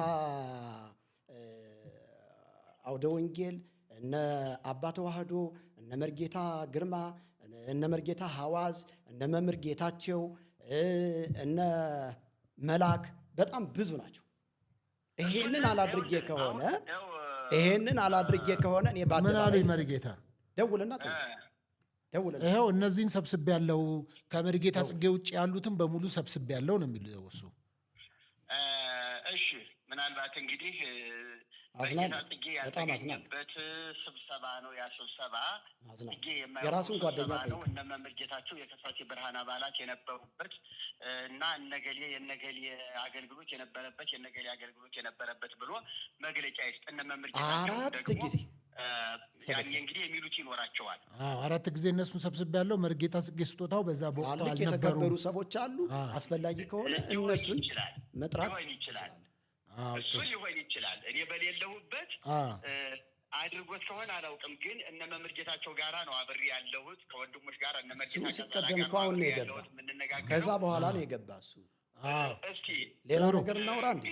እሱን ነው እነሱን ሰብስቤ ያለው ነው። ሌላው ደግሞ ከአቡነ አብርሃም ጋር በተያያዘ አቡነ አብርሃም ማን ነው መርጌታ ጽጌ ስጦታውን የወከላቸው? እኔ እንኳን አጥፍቼ ቢሆን እንኳን ያጠፋሁበትን መንገድ በቅልብና በመገሰጽ ለመመለስ መሞከር እንጂ እኔን እንደገና ከ3 ዓመት በኋላ የተረሳን ነገር አንስቶ መክሰስ ልክ አይደለም። እኔና አቡነ አብርሃም አብረን የዋልነው አብረን የነበርነው አብረን ያሳለፍነው ሁለታችን ነን። እንዴት አላደረገም ይላሉ። ከአቡነ አብርሃም ጋር እኮ ጫት ስንቅም ነበረ ብሎ አንስቷል። አሁንም መናገር ይችላል። ጽጌ ተሳስቷል። ይህንን አያውቅም። የጽጌ ጓደኝነትና የእሳቸው ጓደኝነት ሌላ ጊዜ ነው። የኔና የእሳቸው ጓደኝነት ደግሞ ከዚህ ጀምሮ ነው። አብረን አድርገነዋል ብሎ መናገር ይችላል። ከዚያ በኋላ ሕግም የሚያየውን ያየዋል። በጣም ጥሩ። እንግዲህ በዚህ አጋጣሚ ማንሳትም የሚችሉትም ሌላው ደግሞ የእርሶ ማህተብ አንገቶት ላይ ባሰሩትም ጉዳይ ሀሳብ አንስቷል። እሱንም ልክ አይደለም፣ ክር ማሰርም አይገባም፣ ልክም አይደለም የሚል ሂስ ሰጥቷል እዛ ላይ። እንግዲህ እሱንም መነጋገር ትችላላችሁ። ግን ምናልባት አንዱኛው ደግሞ ሌላ ምንድን ነበረ ዜማው አፍርሰዋል መጽሐፈ ዚቅ ላይ ያነሱት ነገር ነበር። እርሶ ምን የሚል ነበረ? ኑን ሰግድ ላቲ የሚለው ላይ እሱን ተሳስተዋል፣ ጭራሽ ልክ አይደለም።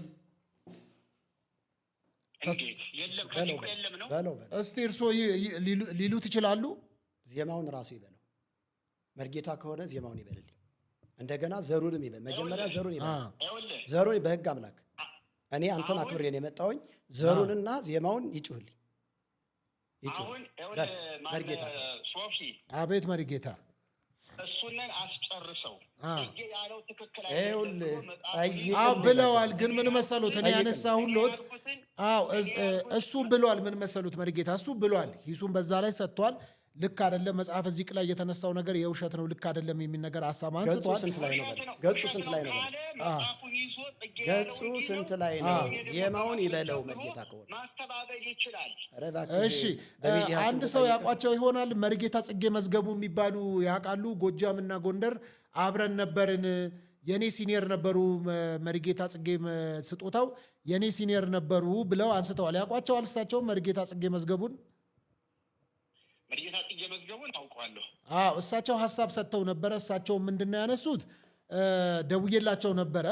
እሳቸው የሚሉት በመስፈርቱ መሰረት መርጌታ ጽጌ ስጦታው መምህር ወይም ዲያቆን ናቸው እንጂ የመርጌታነትን መስፈርት አያሟላም ብለው ሀሳብ ሰጥተዋልና ምናልባት እርስዎ እንደሚያውቋቸው ለማረጋገጥ ነው። በሐዋሳና በዲላና በዛ አካባቢ ተመድቤ ስሰራ ኖር ያለው ላለፉት 15 ዓመታት አሁን ደግሞ በአንድ በዚሁ በባህልና ቱሪዝም አካባቢ እየሰራው ነው የሚል ነገር ሀሳብ አንስተዋል። ምናልባት ካወቋቸው መርጌታ ጽጌ መዝገቡና እኔ የምንተዋወቀው እዚሁ አዲስ አበባ ነው። ጎጃምና ጎንደር አብረን ነበርን አሉ እኮ። የለም አንተዋወቅም። እዚያ አንተዋወቅም። የምንተዋወቀው ጎጃም አብረን ተምረናል። የኔ ሲኒየር ሆነው ነው የሚሉት እሳቸውም እንግዲህ ተሳቴ ብርሃን መጥቶ ነው። እኔ ወይ ቦታውን ረስቸው ይሆናል እዚያ የነበርንበትን የአብሮ ጊዜ ብዙ ልረሳ እችላለሁ። ረስቼ ይሆናል። አዲስ አበባ ነው የተገናኘ ነው የተዋወቅ ነው። ሌላ መርጌታ እና መምህር የሚባለው ስም መርጌታ የሚባሉት ሁሉ መምህር ይባላሉ። በነገራችን ላይ የድጓው መምህር፣ የአቋቋም መምህር፣ የቅኔ መምህር፣ የድጓ መርጌታ የቅኔ መርጌታ አይባልም ሲጀመር ስሙ ራሱ። የቅዳሴ መምህር፣ የቅኔ መምህር፣ የድጓ መምህር፣ የአቋቋም መምህር፣ የዝማሬ መዋሥዕት መምህር፣ ለመጽሐፍ መምህር ነው እንዳለ ማዕረጉ። በሙያ ደረጃ በአንድ ነገር ላይ አፕላይ ሲያደርግ ያንን ነገር ብቻ እየሰማኸኝ ነው? አዎ እየሰማሁት ነው። መሪ ጌታ የሚለው በቤተ ክርስቲያን ውስጥ በአንድ ቤተ ክርስቲያን የቅዳሴ መምህር ሆኖ ሲመደብ፣ የአቋቋም መምህር ሆኖ ሲመደብ ካህናቱን በበላይነት በሙያው የሚመራ መሪ ጌታ የሚል ቅጽል ነው እንጂ የሚሰጥ ዝም ብሎ መሪ ጌታ ተብሎ ማዕረግ አይደለም። መምህር ነው ማዕረጉ የሁሉ። ጥሩ አንድ ሀሳብ አንስተዋል መሪጌታ ሚስጥሩ። እንደውም ከዚህ በኋላ እኔ መሪጌታ አልባልም ወንድም ነኝ ወይም በሌላ አገልግሎት ወይም መጋቢ ይባላለው። መሪጌታ የሚለው የስሙ ትርጓሜ ጌታን የሚመራ ማለት ነው። ስለዚህ ማን ነው ጌታን የሚመራው? እና እኔ መሪጌታ አይደለሁም ከዚህ በኋላ የመሪጌታ የስሙ ትርጓሜ ጌታን የሚመራ ማለት ነው ብለዋል። ይስማማሉ? መሪ ጌታ የሚል ጌታን የሚመራ ለማለት አይደለም ቤተክርስቲያኒቱ የሰጠችው። እሺ ምንድን ነው ጌታን የሚመራ ብላ ትርጓሜው ነው። ዋናው ትርጓሜው ነው። ቤተክርስቲያኒቱ በሰጠችው ማለት ሁለት ቃላቶች ናቸው። አይ ትርጓሜው ምንድን ነው? የመሪ ጌታ ትርጓሜው መሪና ጌታ የሚለውን ይተርጉም። የመሪ ጌታ ትርጓሜው መሪ የሚለው ቃል ካህናቱን ለመምራት ነው በሙያው። እሺ ጌታ የሚለው ደግሞ የካህናቱ የበላይ አባት መምህር ሆኖ የሚጠራበት ማዕረግ ነው እንጂ ጌታን ለመምራት አይደለም። ለካህናቱ ሲተረጎም ትርጓሜው ግን መሪ ጌታን የሚመራ ማለት ነው በላቸው። ይኸው ግን ሲተረጎም አሁንም እሱ እያለ ነው መሪ ጌታ ማለት ጌታን የሚመራ ነው ሲተረጎም። እንደሱ ከሆነ ደግሞ መራሄ እግዚ ነው የሚባል እንጂ መሪ ጌታ አይደለም። ጌታ የሚመራ ለማለት መራሄ እግዚ ነው ስሙ። ጌታ እያለ እዚህ ጋር ጌታና መሪ እያለ እንዴት ነው? ስለዚህ እርስዎ ግን ዞሮ ዞሮ በዚህ አይስማሙም። መሪ ጌታ ማለት ጌታን የሚመራ ማለት አይደለም ትርጓሜው። በፍጹም አይደለም። ሌሎችን እንጠይቃለን። እሺ እንግዲህ ሌሎቹ በመሀል ይገቡበታል። ዞሮ ዞሮ ግን አሁን ያለውን ነገር ምን መሰሉት? የደወልኩሎት በመሀል ያው ምላሽም ለመስጠት ስለሆነ የመጣው እኔም ደግሞ እንደ አንድ ሚዲያ በመካከል ሰላም መፍጠር ከተቻለ እናንተ የምትግባቡበት ወንድምና ወንድም አባትና ልጅ ሆናችሁ የምትቀጥሉበትን ሰላም መፍጠር ጥሩም ስለሆነ እናንተን በአንድም በሌላ የሚወዳችሁ ከእናንተ ብዙ ወንጌልን መስማት ሲገባው እንደዚህ አይነት ሰጣ ገባ ውስጥ ከምትገቡና ክርክር ከምትገቡ ሰላም የሚፈጠርበት መንገድ የሚሆን ከሆነ ካለ እድሉን ለመጠየቅ ነው የደወልኩሎት መሪጌታ። እሱንም አላስፈቀድኩኝም መሪጌታ ሚስጥሩንም ይኸው ድንገት ነው የደወልኩትኝ። ግን እንደዛ መፍጠር የምትችሉ ከሆነ በህዝብ ፊት ልጠይቃችሁ ብዬ ነው መሪጌታ ጽጌ ስጦታው። እኔ አሁንም ቢሆን ከመሪጌታ ምስጢሩ ጋር በምንም ተአምር እንቶ ፈንቶ አይነት ግጭት ጥላቻ የለኝም። ለምን መሰሎት? አንዳንድ ሰዎችም እንግዲህ ኮሜንቶችንም አይቻለሁ። እሳቸውም አሁን መሪጌታ ጽጌ ምስጢሩም የመጣበት ምክንያት ይሄው መታሰር አለበት ብለው እኔን ለእስር እየዳረጉኝ ነው፣ ስማችሁን አጥፍቷል እያሉ የተረሳ ነገር እየቀሰቀሱብኝ ነው፣ የሚያግዙን የሚረዱንም ሰዎች ከጎናችን እንዳይቆሙ ቅስቀሳ አድርገውብናል፣ በዚህም የተነሳ ብዙ ኪሳራ ደርሶብኛል ብሎ የራሱ ቅያሜና ሐዘን አለው። ስለዚህ ብታወሩና ሁለታችሁ ብትፈቱ ስልኩን ብሰጥ ለመሪጌታ ሚስጥሩ ፈቃደኛ ኖት ይሆን? እኔ ስልኬ በእጁ አለ። የኔም እዚሁ ሰው እየሰማ እንድታወሩን እዚህ እየሰማ ሰው እንድታወሩ ነበር። ያው ሚዲያው ላይ የሚተላለፍ ስለሆነ ብዙ ስህተቶች ተፈጥረዋል። እነዚያን ስህተቶች እሱ ማመን አይፈልግም። አንደኛ ያላልሁትን ያላልነውን እንዳልናድርጎ በቅንነት መንፈስ ያናገርነውን ሆን ብሎ ሚዲያ ላይ ወጥቶ እኮ ለምን እዚሁ ይቅርታ አትባባሉም ነው እኮ መሪጌታ። ለምን እዚሁ ይቅርታ ብትባባሉ ባባሉ አውሩ ከልባችሁ። ወንድማች ናቸው። ከፍ አድርጋ ስልኳን። እሺ ሰላም መምህር ጽጌ። እግዚአብሔር ይመስገን። እንዴት አለ? ሰላም ነው ወይ መምህር መዝገቡ? መሪጌታ ምስጢሩ እንዴት ነህ? እግዚአብሔር ይመስገን። እኔ በመጀመሪያ ደረጃ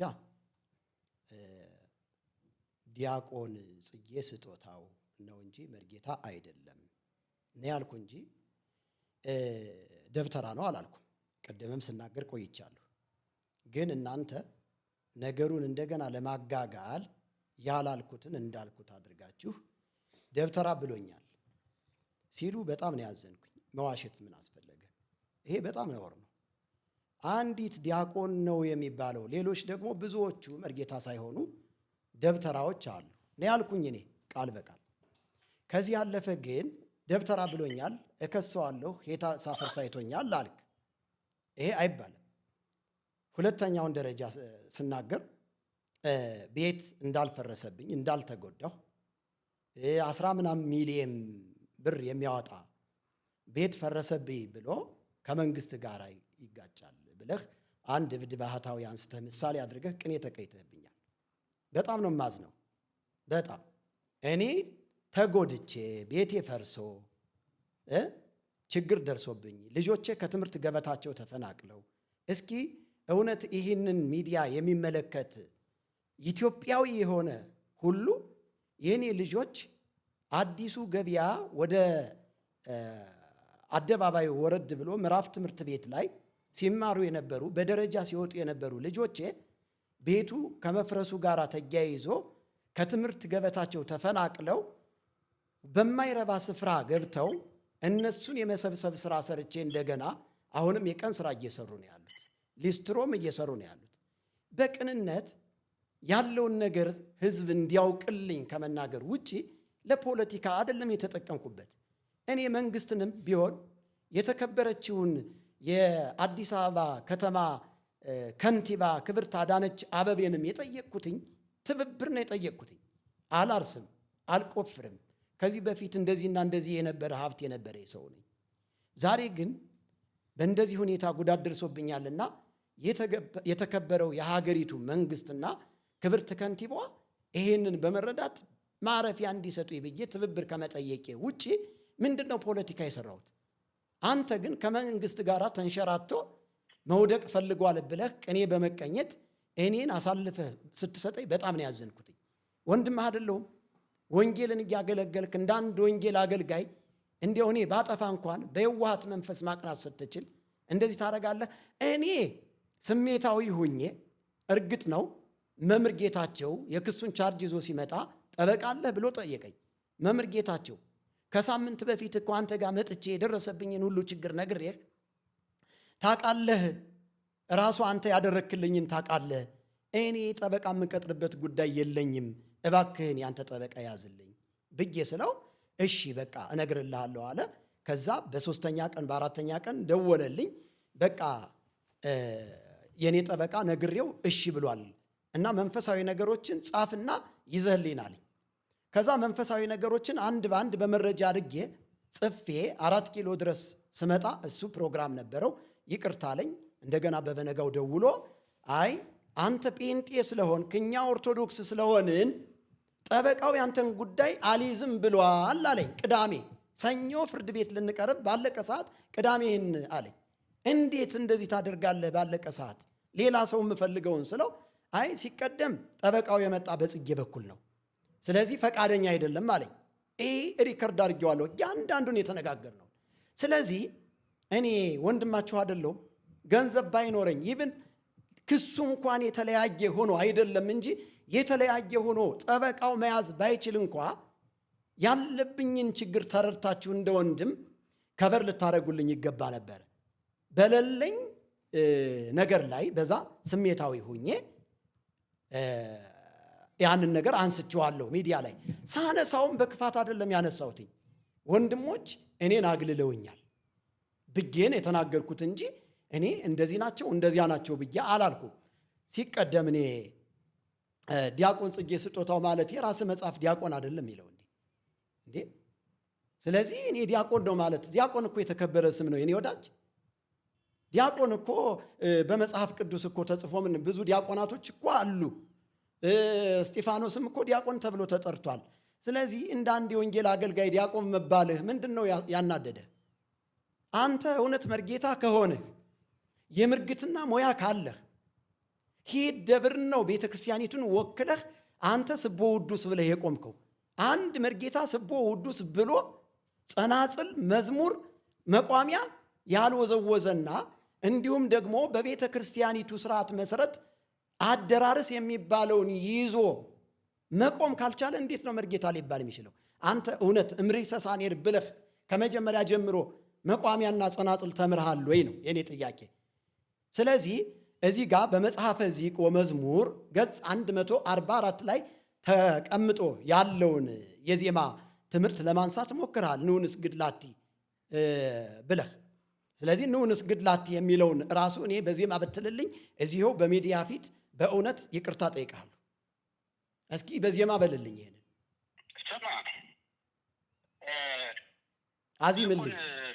አዳምጠኝ። አሁን የኔ ፈንታ ነው። አሁን በቀሳቸው ያወሩና ደግሞ ወደ ዜማው ወደ ሙያው አሁን ወደ መጨረሻ እመጣበታለሁ። ጥሩ መጽሐፈ ዚቁን አበላሽተኸዋል ስትናገር ትክክል አይደለም። ስለዚህ ዜም እንኳን ንባቡን ንባቡን በልልኝ። ንባቡን በልልኝ በቀጥታ ወይ አዳምጠኝ። ንባቡን በልልኝ በቀጥታ ንባቡን በልልኝ። ቀላል አማርኛ ነው። ቀላል ነገር ነው። እኔ እናንተ ሙሉውን ንባብ በልልኝ። አሁን ሙሉውን ንባብ በልልኝ። ከጫፉ ምን አስጀመረ? እሺ ከጫፉ አይደለም ከመጀመሪያው ነው እየጀመርኩ ያለሁት። እባክህ በቤተ ክርስቲያን ስም ልጠይቅህ፣ በሚዲያው ስም ልጠይቅህ። እስኪ ሙሉውን ጥሬ ቃሉን በልልኝ። ንባቡን በልልኝ። እየሰማኸኝ ነው? መርጌታ ከሆንክ ንባቡን በልልኝ። ከዛ በኋላ ያለውን ነገር እሰማሃለሁ፣ አዳምጣለሁ። ንባቡን በልልኝ። በቅደም ተከተል ያነሳቸውን እመጣና ሀሱ ላይ ይደርስልሃለሁ። አይ አሁን ነው እንድትለው እንፈልገው። አሁን ነው መጽሐፍ እስከምታመጣ አይደለም፣ መጽሐፍ እስከምታዘጋጅ አይደለም። አሁን በልልኝ በጌታ መጽሐፍ እዚህ እስከምታመጣ ማለት ችግር የለም። ከዚህ በፊት ስለተናገሩት እኮ የተለየ ከሆነ እንሰማለን። እሺ ይቀጥሉ መሪጌታ። ከአንድ ጀምሮ የብድ መንደር አይምሳል። አይ ከመጀመሪያ ጀምሮ የተነሳውን ሀሳብ እያንዳንዷን እየመጡ ወደ መጨረሻው ወደ መጽሐፈ ዚቅ ይመጣሉ። እንመጣለን። ከመጀመሪያው ቅሬታው ላይ ይምጡና ከቅሬታው ጀምሮ ከፍርድ ቤቱ ጉዳይ ከክሱ ጉዳይ አግልላችሁኛል፣ ከዛ በኋላ እነዚህ ያነሳቸውን ሀሳቦች ይምጡና ከዛ ወደ መጽሐፈ ዚቁ ይመጣሉ። እሺ ቀጥሉ። እኔ ወንድማችሁ ነኝ። በስሜት ባደርገው በቅንነት ባደርገው በአካል መምሰር ሲገባህ እንዲህ አድርገህ ሚዲያ ላይ ያወጣኸኝ ብሎ ነው የተናገረው። የአቡነ አብርሃምን ነገር ተነስቷል። የሊስትሮ ነገር ተነስቷል። የቤት ባለቤትነት ተነስቷል። አንተ ፕሮቴስታንት ነህ የሚለው ነገር ተነስቷል። እነዚህ ነገሮች እንግዲህ እኔ በትክክል ሚዲያ ላይ ሲናገር ካፉ በወጣው ቃል ነው የምናገረው። የሊስትሮ ስራ ምንድን ነው? የዛሬ 3 ዓመት ለምን አላነሳው? የዛሬ 3 ዓመት ቤቱ ሲፈርስ አንተ ወንድም ብትሆን ቤቱ ሲፈርስብኝ ቤት ፈረሰብህ ብለህ መክረኛል፣ ጸልየህልኛል። በሕግ አምላክ ዞር በል። በሕግ አምላክ እጠይቀዋለሁ። አንተ የዛሬ 3 ዓመት ቤት ሲፈርስብኝ እንደ አንድ ወንድም ቤት ፈረሰብህ ብለህ አላስተዛዘንከኝም፣ አልጸለይክልኝም። ይብን ኢፍ አንተ እኮ ፍርድ ቤት ቀርበን ራሱ ደሞዝ ስንት ነው ሲባል ደሞዝ የለኝም ያልክ ሰው ነህ። እኔ ግን ደሞዝ የለኝም ያልክ ሰው ነህ። ከዛ ባለፈ አንተ እኮ ያንተ ጠበቃ 1 ብር እንኳን እንዳልከፈልክ በነፃ እንደያዘልህ ጴንጤ እንደሆነ ጴንጤ ስለሆነ ለሱ ይቀርበዋል ስትል አንተ ካላገናኘህ እኛንም ጴንጤ እኔ መቼም በመንፈስ ሁኜ ያንን ሰው ማግኘት እችላለሁ እንዴ? አንተ እኮ እንዳልገናኝ ነው ያደረግከኝ። እኔ እኮ እዚህ ጋር 80,000 ብር ጠበቃ እንድቀጥር ነው ያደረግ፣ ገንዘቤን እንዲበላ ነው ያደረግከው። ምን ችግር አለው? ያንተ ጠበቃ የኔን ጉዳይ ቢይዝልኝ አንተን ምንድን ነው የሚጎዳህ? ምንድን ነው የሚጎዳህ? ቆይ ይጨርሱ። ካልተነጋገራችሁ እንዴት ይሆናል ሚስጥሩ? አይ አይደለም፣ እሳቸው የሚያወሩ አንተም አውራ፣ እሳቸው የሚያወሩ አንተ አወራህ 10 ደቂቃ አይደለም። እኔ 5 ደቂቃ ትልስጣቸው። ቢያንስ ጥፋቱ ነው። አንተ እንድታሰር ነው አይደል የምትፈልገው? ቆይ እንጂ አንተ እንድታሰር ነው አይደል የምትፈልገው? አንተ እንድታሰር ነው አይደል የምትፈልገው? አይደለም መርጌታ፣ አንተ እኔን ወንጀለኛ ነው እሰሩት በሚል ተማጽኖ ከመንግስት ጋር ለማጣላት የሄድክበት ርቀት ይሄ እንዳንድ የወንጌል አገልጋይ በጣም ጸያፍ ነገር ነው። በጣም ጸያፍ ነገር ነው። እንድታሰር ነው አይደል የፈለግከው? እንድጎዳ ልጆች እንዲበተኑ ነው አይደል የፈለግከው? ደግሞ አንተን ማነው አፈ ጉባኤ ያደረግህ? ከመንግስት ውክልና ተቀብለህ የመንግስትን ጉዳይ የሚያነሱ ሰዎችን ተከላከል ተብለህ ተቀጥረሃል አንተ። ሲቀደም ይኸውልህ እንዲህ አይነቱን ተልካሻ ጉዳይ መንግስት አይቀበለውም። ይህን ማወቅ አለብህ። እኔ ትብብር ነው የጠየቅኩኝ። አሁንም የተከበረው የሀገሪቱ መንግስት የተከበረችው የአዲስ አበባ ከንቲባ ክብርት አዳነች አቤቤ ይህንን ጉዳይ ሰምታ ማረፊያ እንድትሰጠኝ በክብር በፍቅር እጠይቃለሁ። ይህን ያልኩት አሁንም እደግመዋለሁ። ከዚህ ያለፈ ግን አንተ እኔ እንድታሰር ቤተሰቦች እንዲበተኑ የሄድክበት መንገድ በጣም ሩቅ ስለሆነ አንተ እውነት አጥፍቻለሁ ካልክ ከተሰማህ ህሊና ካለህ የሚወቅስ መንፈስ ካለህ ይቅርታ ጠይቅ። እኔ የቂም ሰው አይደለሁም፣ የበቀል ሰው አይደለሁም። አሁንም ይኸው በሚዲያ ስም ይቅርታ አልጠይቅህ፣ ይቅርታ ጠይቀኝ። ይሄ የሄድክበት እኔ መርጌታ በሚለው ጉዳይ ላይ የፈለገ ነገር ብታወራ ዲያቆን ብሎኛል ብለህ የፈለገ ነገር ብትናገር ተመልሼ የሚዲያ ላይ አልመጣም። ግን ከመንግስት ጋር ለማጋጨት ከነ ቀጸላ ጋር ለማጋጨት ከነ ውሉደ ብርሃን ቃላዋዲ ጋር ለማጋጨት ከነ አቡነ አብርሃም ጋር ለማጋጨት የሄድክበት ርቀት ግን ይሄ እንደ ዳነ ሰው በፍጹም የሚጠበቅ ነገር አይደለም። ጽጌ በእውነት ይቅርታ ጠይቅ። እኔ ይቅርታ ጠይቀኝ፣ እኔም ይቅርታ ልጠይቅ። አንተ የምህረት ሰው ከሆንክ እውነት ይሄንን ይቅርታ ጠይቅ። አለዛ ውክልና ካለ ደግሞ ንገረኝ። አቡነ አብርሃምም ወክለውሃል፣ መንግስትም ወክለውሃል፣ ሌሎችም ወክለውሃል፣ ንገረኝ በሕግ አምላክ። እኔና አንተ እውነት በርቶልናል፣ ጌታን ተቀብለናል። ጌታ የኢየሱስ ክርስቶስን አዳኝነትና ሞትና ትንሣኤ ልንመሰክር ተጠርተናል ብለን እውነት ወንጌልን ይዘን የምንሰብክ ከሆነ በእኔና በአንተ መካከል ቅራኔ ሊኖር አይገባም። አሁንም ገና መጀመሪያ ነው። ይቅርታ የምጠይቀኝ ከሆነ ይሄው በሚዲያው ስም ሁሉን ነገር አቁሜ እወጣለሁ። በቃ እድል ስጣቸው። አሁን ደግሞ ለሳቸው መርጌታ ሚስጥሩ ከዛ እሳቸው ያወሩ፣ ስሜታዊ ያቱንና እኔ ጋር አምጣና ያወሩ። አሁን ጨርሰናል። በሕግ አምላክ ይመልስልኝ። በሕግ አምላክ ይመልሳል እኮ እየሰማህ እጅ ላይ ሆኖ እኔን ያመጣኸኝ እኮ አንተ እኔን ያመጣኸኝ እኮ ሐሳቤን በነፃነት እንድገልጥ ነው አይደል? መርጌታ ይቀጥሉ። ጣልቃ ትግባባቸው። እሳቸውን ጸጥ ብለው ሰሙ። ቢጥማቸውም ባይጥማቸውም የሚሰማን ሰው ደግሞ እንዲፈርድ ነው። እሳቸው ደግሞ የሚያወሩት እንዳንዳባቸው። በቃ መርጌታ እርሶ ይቀጥሉ። ጣልቃ ግን እንዳገባባቸው ያዳመጥኳቸው። እሺ ቀጥሉ መርጌታ። በተናገራቸው ነገሮች ካልተሸማቀቀና ካላፈረ እኔ ስናገር ጣልቃ መግባት የለበትም። ስለዚህ አሁንም ዝም ይበል። እኔ ነጥቦችን ይዣለሁ። በነጥቦቹ መሰረት መልስ መስጠት ይችላለሁኝ። በቃ ይቀጥሉ። እኔ ከእሱ ሚዲያ ላይ በተናገሩ ሚዲያ ላይ ቀርቤ ስናገር እኔ አንተ ውክልና ማን ሰጠህ? ውክልና አለህ ወይ ብሎ ለሚናገረው ነገር መጀመሪያ ጽጌ ማለት ያልተማረ ደብተራ ነው፣ ደብተራ ደግሞ ያፈረሰ ነው፣ ተራ ዲያቆን ነው ብሎ ድብልቅልቅልቅ ያለ ነገር የተናገረው ሚዲያ ላይ እኮ አውጣው። የተናገርኩትን ደብተራን ያልኩትን ታወጣዋለህ፣ ድምፁን ታወጣዋለህ። አሁንም እንደዛ ደብተራ አላልኩም፣ አንተን ደብተራ አላልኩም። ደብተራ ብዬ ከሆነ ግን አውጣው፣ አሁን ድምፁን አውጣው። ሚዲያ እየሰራ አውጣው፣ በሕግ አምላክ አውጣው። እኔ አላልኩም፣ ግን አንተ ከተናገርከው ነገር ላይ ተነስቼ ዛሬ ግን ደብተራ መሆንክን በይፋ መናገር ፈልጋለሁ። አንዲትን መምኔት አግብተህ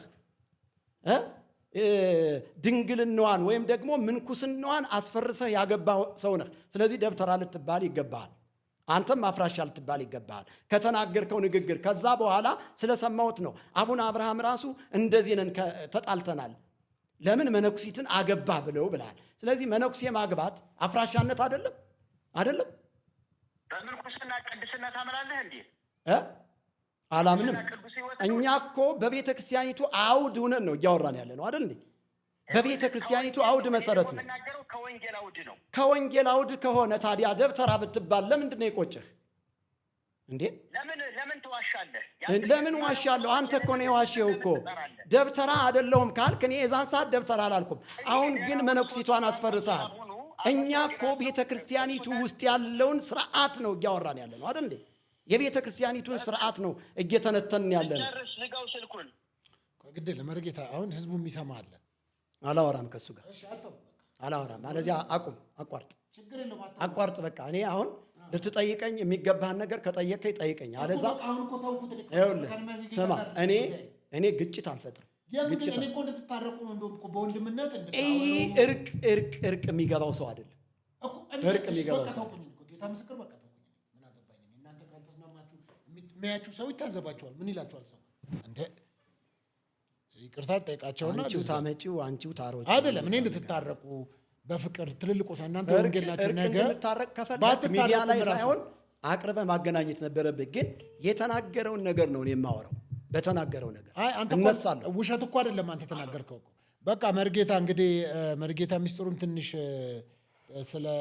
ተበሳጭተዋል ባለው ነገር። ግን ዞሮ ዞሮ እኔ እናንተም እርሶም ትልቅ ሰው ነዎት። መርጌታ ሚስጥሩም ትልቅ ሰው የልጆች አባት ወንጌልን የሚያገለግል ወንጌልን ብሎ ወጥቶ ዋጋ የከፈለ ሰው ነው። እናንተ የበለጠ ትተዋወቃላችሁ። ትንሽ ኢሞሽናል በሆነበት ጉዳይ ነው።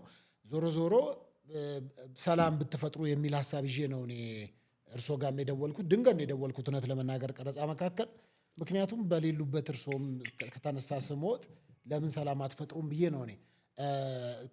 ካስፈለገም ደግሞ ይህንም ፕሮግራም ራሱ ማናስተላለፍበት ምክንያት እንድንፈጥር እናንተ እርቃችሁን፣ ወንድምነታችሁን፣ አንዳችሁ ለአንዳችሁ የምትቆሙበትን መንገድ ለመፍጠር ነው እኔ የማስበው።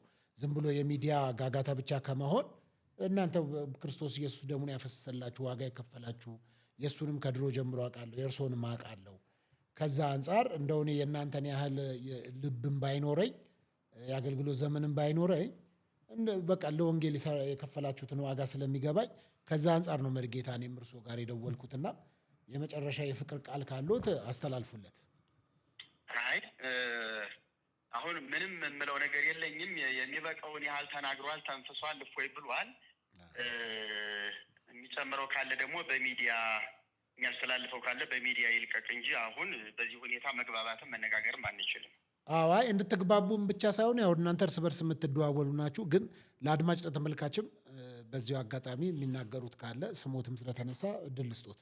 አይ ምንም የለኝም፣ በቃ ትቼዋለሁኝ ማለት እኔ ማለት እሱን ኢንተርቪው ስታደርግ ምናልባት ወይ የእሱ ነገር ከተነሳ ለእሳቸው ልደውልና እሳቸው በዚህ ነገር ላይ የሚሰጡት መልስ ካለ ከእሳቸውን መረጃ እንስማ ብለህ የደወልህ መሰለኝ። እንደሱ ነው የደወልኩት። ግን እሱ ስልክህን ተቀብሎ ግን ያለውን ሁሉ ሰምተሃል።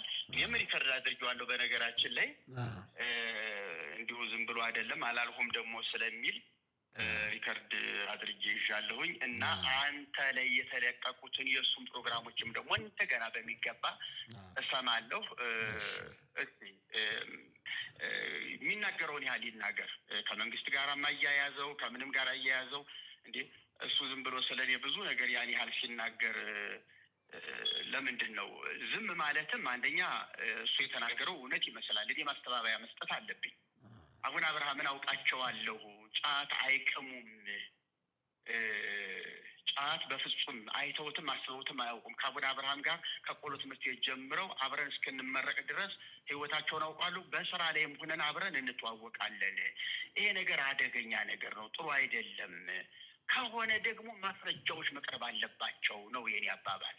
እኔ ያለ ማስረጃ ያለ መረጃም በምንም ተአምር መናገር አልፈልግም። ሁለተኛ ነገር ግልጽ ውሸት ሲሆን ደግሞ ያንን መቃወም እፈልጋለሁ። ግልጽ ውሸት ሲሆን ሁለተኛ እኔ ለወንድማችን ምስጢሩ ያልሁት በአንተ ፊት የተናገርኩት ልጆች ሊስትሮ ሊሰሩ ነበረ፣ ለካ ፈቃድ መውጣት ነበረባቸው ብሏል። አረ ይሄ ነገር ነው እንዴ ብዬ ደንግጬ ራሴ ወደ አንተ ስመጣ ብዙ ሊስትሮ እየጠየኩ እንደመጣሁ ለአንተ ነገርኩህ እና ይሄ ነገር ትክክል አይደለም። ከመንግስት ጆሮም እኮ ይደርሳል ይሄ ነገር። እንደዚህ ማለት ለወሬኞቹ ለቲክቶከሮቹ ነገር ማቀበል ይሆናል፣ የሌለ ነገር ማቀበል ይሆናል። መንግስት የመንግስት ብልግና ጥግ ይሄ ያህል ነው። እነዚህ እንኳን እዚህ ላይ ሰርተው እንዳይበሉ ከነዚህ ግብር መሰብሰብ ጀመረ። ይኸው መረጃውን መርጌታ ምስጢሩ አጋለጡ ብለው እኮ አደባባይ ላይ ይዘረግፉታል። ይሄ ነገር አደጋ አለው ለማለት ነው እኔ የተናገርኩት። ሁለተኛ ነገር ደግሞ ቤቴን አፈረሰብኝ መንግስት ይሄን ያህል ካሬ ሜትር የራሴ ቤት የግሌ ቤት ሲል መንግስት ካርታ ግምት ሳይከፍል ቤት ያፈርሳል ወይ? እኔ የፈረሰባቸውን ሰዎች አውቃለሁ። ግምት ሰጥቷል፣ መስሪያ ሰጥቷል፣ አሊያም ኮንዶሚኒየም ቤት ሰጥቷል። ይህንን እኔ ያውቃለሁ። እና ህጋዊ ቤት ሲፈርስ ሜዳ ላይ ይዘረግፋል፣ መንግስት ይጥላል ወይ? ይህም ራሱ ከባድ ነገር ነው። ለእኔ ጥያቄ ፈጥሮብኛል በሚል ነገር ነው እንጂ መንግስት ጋራ እንዲጣላ እሱ ዋስቶ ከሆነ እኮ ራሱ ነው ከመንግስት ጋር የተጣላ እኔ አይደለሁም። እና እኔ ያልተባለ ነገር ሁለተኛ ነገር ደግሞ ወንድ ነችን ብትላትችን ዜማ ያንን ዜማ ይህን ዜማ እኔ እኮ የቅዳሴ መምህር ብቻ ሳልሆን የዝማሬ መዋሥዕትን መምህር ነኝ። ዝማሬ መዋሥዕት ልጠይቀው ይጠይቁታል። በእርግጥ አንድ ዝማሬ መዋሥዕት ልጠይቀው። ይህንን ነው። ስለዚህ አመሰግናለሁ። እንደመጣ የተደረገው አድርገውና መልስ ይስጥ፣ የፈለገውን ያህል ይናገር። አመሰግናለሁ። ጥሩ በቃ እንግዲህ ሌላ ተጨማሪ ነገር ጥያቄ ካለ ትችላለህ። አሁን የጠየቅኩትን ጥያቄ ሳይመልስልኝ እንዴት ነው የምጠይቀው እኮ? አይ ለመሰለህ እኔ አንተ እኮ እኛ እንደ ሚዲያ የሚለውን በጥሬ ቃሉ እንኳን ማለት ያልቻለ መርጌታ ነኝ እያለ የሚጎርር አንዱ ጥያቄ በአንዱ ጥያቄ የተደራረባችሁ ነውር ነው በእውነት። ካልሆነ የዝማሬ መዋሥዕት መምህር ነኝ ሲል የዝማሬ መዋሥዕት አንዲትን እንኳን መጪው ይችላል እኮ ይኸው ህዝብ እኮ ታላላቅ ሊቃን የቤተ ክርስቲያኗ ሊቃን ይመለከቱታል እኮ እውነት።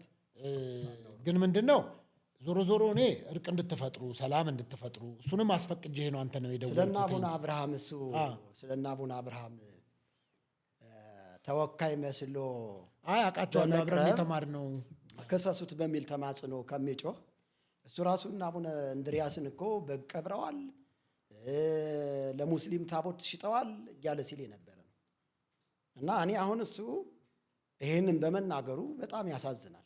ምክንያቱም አንድ ሰው ተጎዳው ካለ ያ የተጎዳው አካል በሚዲያም ይሁን በሕግ መጠየቅ መብት አለው። ገብቷል። ከዚህ ያለፈ ግን እሱ እና አቡነ እንድሪያስን በቀባሪዎች ታቦት ሻጮች ለሙስሊም ታቦት የሚሸጡ ሲል ትክክል ሊሆን፣ እኛ እና አቡነ አብርሃም ጫት ቅመዋል ስንል ወንጀል ሊሆን። እሱማ እኮ እና አቡነ አብርሃም ብቻ አይደሉም፣ ጫት የሚቅሙ ብዙ ሰዎች አሉ። እኛ የሰዎች ማስረጃ አለ፣ የዶክመንት ማስረጃ፣ የተለያዩ ነገሮችን ልናቀርብ እንችላለን። ግን ሰዎቹ ራሱ ደንግጠው ጸጥ ብለው የዘጉትን ጉዳይ እንደገና ቅስቀሳ፣ ጸባጫሪነትን ይዞ መምጣት ይሄ ከአንድ የወንጌል አገልጋይ የሚጠበቅ አይደለም። መንግስትም ቢሆን ጆሮ አለው፣ ይሰማል። እያንዳንዱ የምንናገረውን ነገር እኮ ይሰማል። ገብቷል። እኔ ከፖለቲካ አንጻር አይደለም ያወራሁት። እንደ ማንኛውም ኢትዮጵያዊ በቀድሞው ስርዓተ መንግስት የተገነባ ቤት ስለነበረ ያ ግንባታ ደግሞ ህገ ወጥ ተብሎ ፈርሶብኛል። ሲፈርስብኝ ደግሞ መንግስት ትብብር ያድርግልኝ፣ መጠለያ ይስጠኝ ብሎ መጠየቅ እኔ እኮ በሚዲያ ብቻ አይደለም ወርጄ እስከ ቢሮ ድረስ እኮ ጠይቄያለሁ። ይሄ እኮ መብቴ ነው እንደ አንድ ኢትዮጵያዊ መጠየቅ። መንግስት ከራራ ቢሰጠኝ ምን ችግር አለ? ወንድሙ አይደለው እንዴ? መጠለያ ቢሰጠኝ፣ ልጆቼ ትምህርት ቢማሩ። አንተ ልጆችህ ከትምህርት ተሰናክለው ተራ ልጆች ነው ሲቀሩ ደስ ይላል? እንደ አንድ ኢትዮጵያዊ የኔ ልጆች ከትምህርት ገበታቸው ተፈናቅለው ተራ ሊስትሮ ሰራተኛና ተራ የቀን ሰራተኛ ሆነው ሲቀሩ የትኛውም ኢትዮጵያዊ እኮ ደስ አይለውም አይደል እንዴ? ደስ አይለውም። እኔ በውሸት አይደለም የቀረብኩት፣ እውነት ይዤ ነው። እኔ ወንጌል ነው የማገለግለው። ወንጌልን ሳገለግልም ደግሞ እኔ እየሰራሁ ነው ልጆችን የማስተዳድረው፣ የጉልበት ስራ እየሰራሁ ነው። ስለዚህ ያለኝን ችግር ለኢትዮጵያ መንግስት ትብብር እንዲያደርግልኝ በሚዲያም ሆነ በአካል ቀርቤ መናገሬ ይሄ እንደ ወንጀለኛ ሊያስቆጥረኝ አይችልም። እኔ መጽሐፍ ቅዱስ እንደሚያስተምረኝና እንደሚነግረኝ ለሕግ የምገዛ ለባለስልጣናት የምገዛ ታላላቆችንም ታናናሾችንም የማከብር ሰው ነኝ። እኔ እንዲህ አይነት ፖለቲካ ውስጥም እውቅናውም የለኝም፣ መግባትም አልፈልግም። እኔ ወንጌል ነው ያዝኩት። ወንጌልን ይዤ ሌላ ነገር ውስጥ መግባት የምፈልግ ሰው አይደለም። ስለዚህ እሱ ግን ይሄን ያህል በተማጽኖ እኔን ዲያቆን ብሎኛል፣ ደብተራ ብሎኛል፣ እባካችሁ ክሰሱት፣ እባካችሁ እሰሩት። ብዙ ነገር እኮ አውርቷል። እኛ እንዲያው እንተንት ነው ካልን ማለት ነው። ምስጢሩና እኔ ስንታሰር በምን እንደታሰርን የማያውቅም፣ እንዴት እንደተፈታን የማያውቅም ማለት እኔ የማውቀው ስለተጠረጠርን ወንጀል ሰርታችኋል ተብለን ስለተጠረጠርን ታሰርን። ስንፈታም ደግሞ ራሱ ፌዴራል ፖሊስ ራሱ እንደ ዋስትና ራሱን ኃላፊነት ወስዶ ስንፈልጋችሁ ትመጣላችሁ ተብለን ነው የተፈታ ነው። እሱ ግን በቃ እኔ ባለስልጣን ነኝ አለ። እንዴት እንደተፈታ አያውቅም አለ። እሱ ያውቃል ሚስጥሩ። እዚህ ላይ አሁን ብዙ ነገር የነገረኝ ነገር አለ። ባወራው ማንንም አያነጽም፣ ምንም የሚጠቅመው ነገር የለም እንጂ ብዙ ነገር ነግሮኛል። እና እንደዚህ አይደረግም። አንድ እጁን ወንጌል ላይ አንድ እጁን ፖለቲካ ላይ አስገብቶ እንደዚህ መዝረክረክ በእውነት ይሄ ተገቢ አይደለም። ማንም ሰው ፐርፌክት ላይሆን ይችላል፣ ሊሳሳት ይችላል። ግን ቢያንስ እንኳን ተሳስቶ እንዲያው በስተቱ ላይ ፀሐይ እንድትጠልቅ መፍቀድ የለበትም ነበረ። በዚህ ሚዲያ ስም በእውነት እኔ አጥፍቻለሁ ብሎ ይቅርታ ነበር መጠየቅ ያለበት ጽጌ። እና አንተም ደግሞ እያደረክ ያለው ነገር ልክ አይደለም። ደብተራ ብሏል ስትል መጀመሪያ ላይ ደብተራ የቱ ጋር ነው ብሏል ያልኩት? ደብተራ ብሏል ሲል እሱ የቱ ጋር? ደብተራዎች ናችሁ ብሏችኋል። ተለቅልቀናል በሚለው ራሱ ጽጌን ራሱ አስገብተህ እሱም ራሱ ብሎናል። እንግዲህ የት እንደተለቀለቃችሁ ንገሩኝ እስኪ እያልክ ስትጠይቀው ነበረ። እኔ እንዲያውም ማለት ነው እውነት ለመናገር መልስ መስጠትም መቆጣትም ያለበት መምህር ጌታቸው ነበር። በእርግጥ ጅብ የላከው ሴት የላከው ጅብ አይፈራም የሚባል ነገር ሰምቻለሁ፣ ተረት እንደዛ አይነት ነገር ይመስለኛል። መምህር ጌታቸው ራሱ ቀርቦ መልስ መስጠት ሲችል እሱን መላኩ ገና ምላሳም ነው። እሱ ገና ሚዲያ ላይ ተቀባይነት አግኝቷል። እኔ ይኸውልህ ተቀባይነት ለማግኘት ወንጌልን ከሚይዝ በሞት ይቀለኛል። በእኔ ክርስቶስ ነው መታየት ያለበት እንጂ ዋው እንዲባልልኝ አይደለም፣ እንዲጨበጨብልኝ አይደለም። ማንም እንዲያጨበጭብልኝ አልፈልግም። እውነቱን ግን እውነት፣ ሐሰቱን ግን ሐሰት ማለት ከኔ ይጠበቃል። እና እኔ ስለ መምህር ጌታቸው ነው ተለቅልቀናል ብዬ እኔና መምህር ጌታቸውን ነው የተናገርኩት። ያ ደግሞ ያለፈ ታሪክ ነው። ገብቷል። ስለዚህ እሱ ግን መምህር ጌታቸውን እንዲህ አድርጎ ተቆጥቶት ወርዶበት ምን ማለት ነው? እኔ እና እሱ እኮ ተገናኝተን እኮ አናውቅም። በምንም እስር ቤት ነው የተገናኘ ነው ባይዘው። ከዛ ውጭ እኔ ጽጌን ሚዲያ ላይ ነው የማውቀው። የሚዲያ አርበኛ ነው እንደምታውቀው። ምላስ አለው። በምላሱ እውነት አስመስሎ ነገሮችን ይናገራል እንጂ ሰውየው ከድነት አንጻር ራሱ ብንሄድበት ኦርቶዶክስ ቤተክርስቲያን ነው ደህንነት የተማርኩት ያለ ሰው ነው። ማህተቡን ያላወለቀ ሰው ምን ያደርግለታል ማህተቡ? የማህተቡን ትርጉም ከመጽሐፍ ቅዱስ የእግዚአብሔር ቃል አንጻር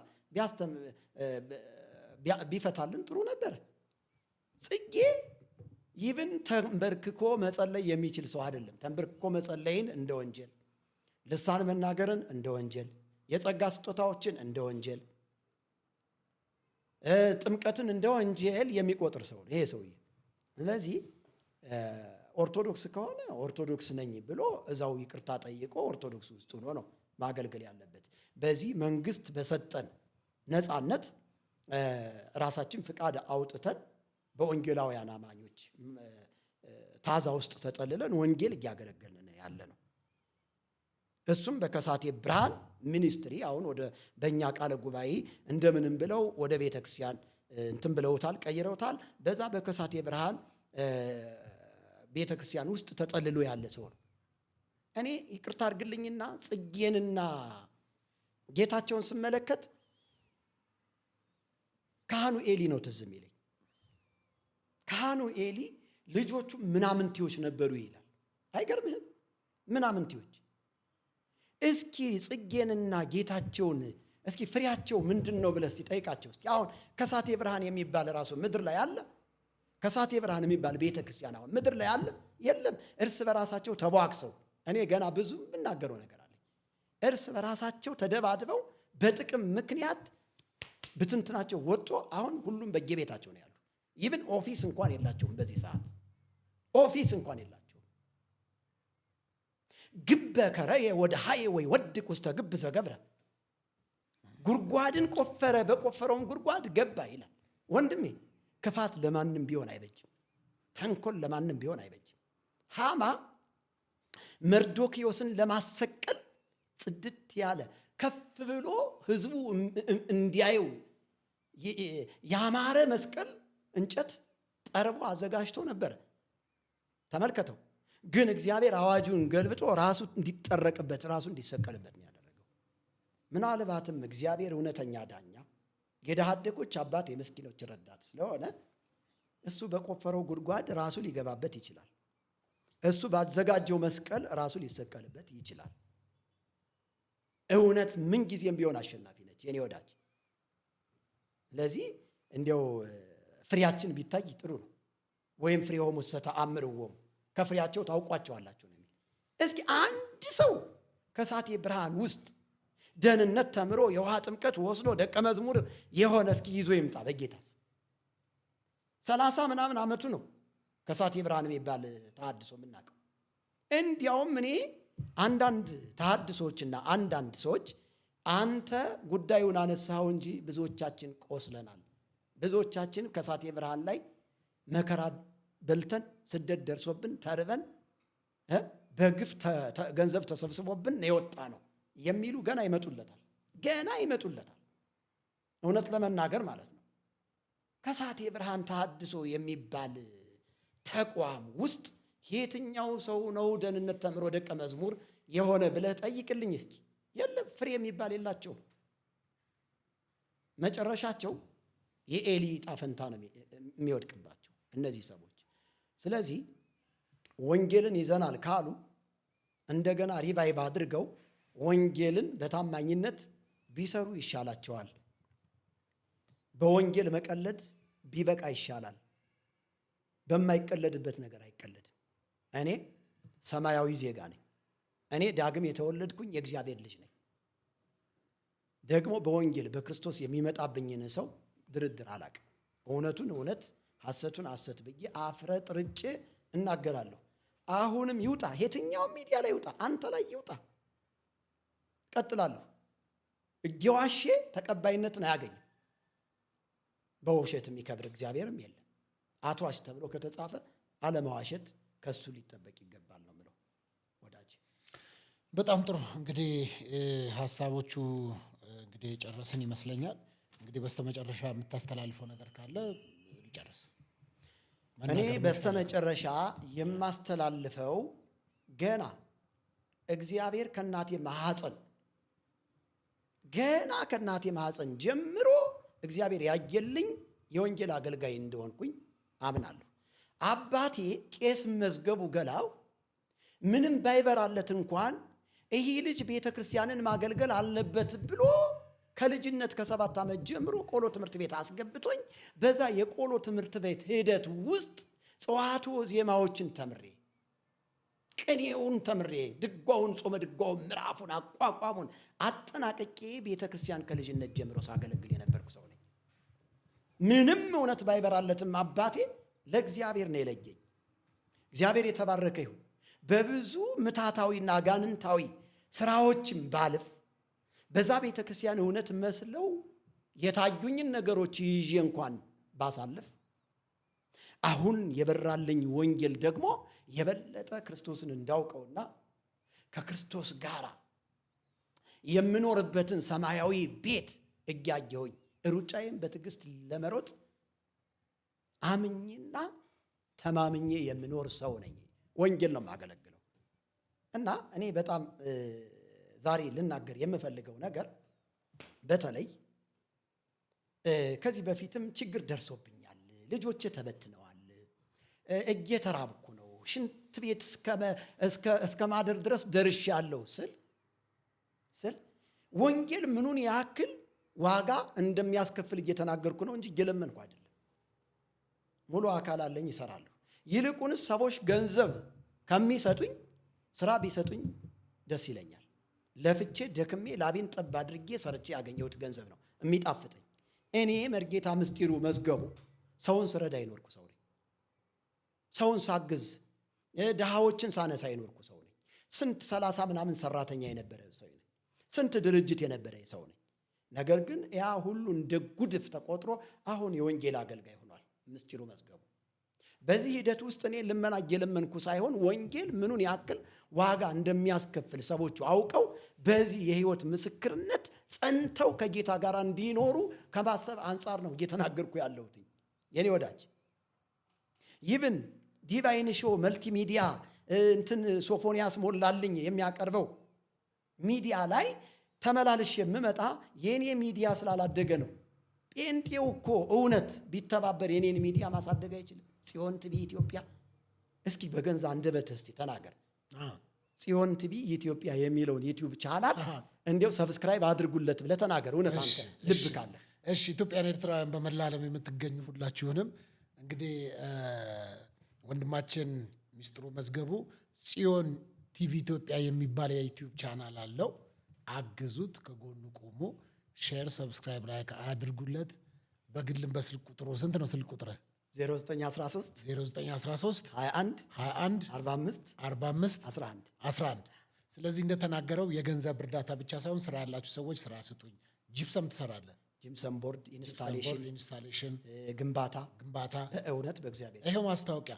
ማንኛውም የጂፕሰም ቦርድ እንዲሁም የግንባታ ስራዎች፣ የኢንስታሌሽን ስራዎች በግንባታ ላይ ያላችሁ አዲስ አበባ ዙሪያ ያላችሁ ሁላችሁም ክፍለ ሀገርም ልስራ ማስታወቂያ የትም በክፍለ ሀገርም ለምን በመላ ውጭ አይሆንም? ኢትዮጵያ ውስጥ ያላችሁ ዩሮፕም አሜሪካም ድረስ ከጋበዛችሁት ይመጣል።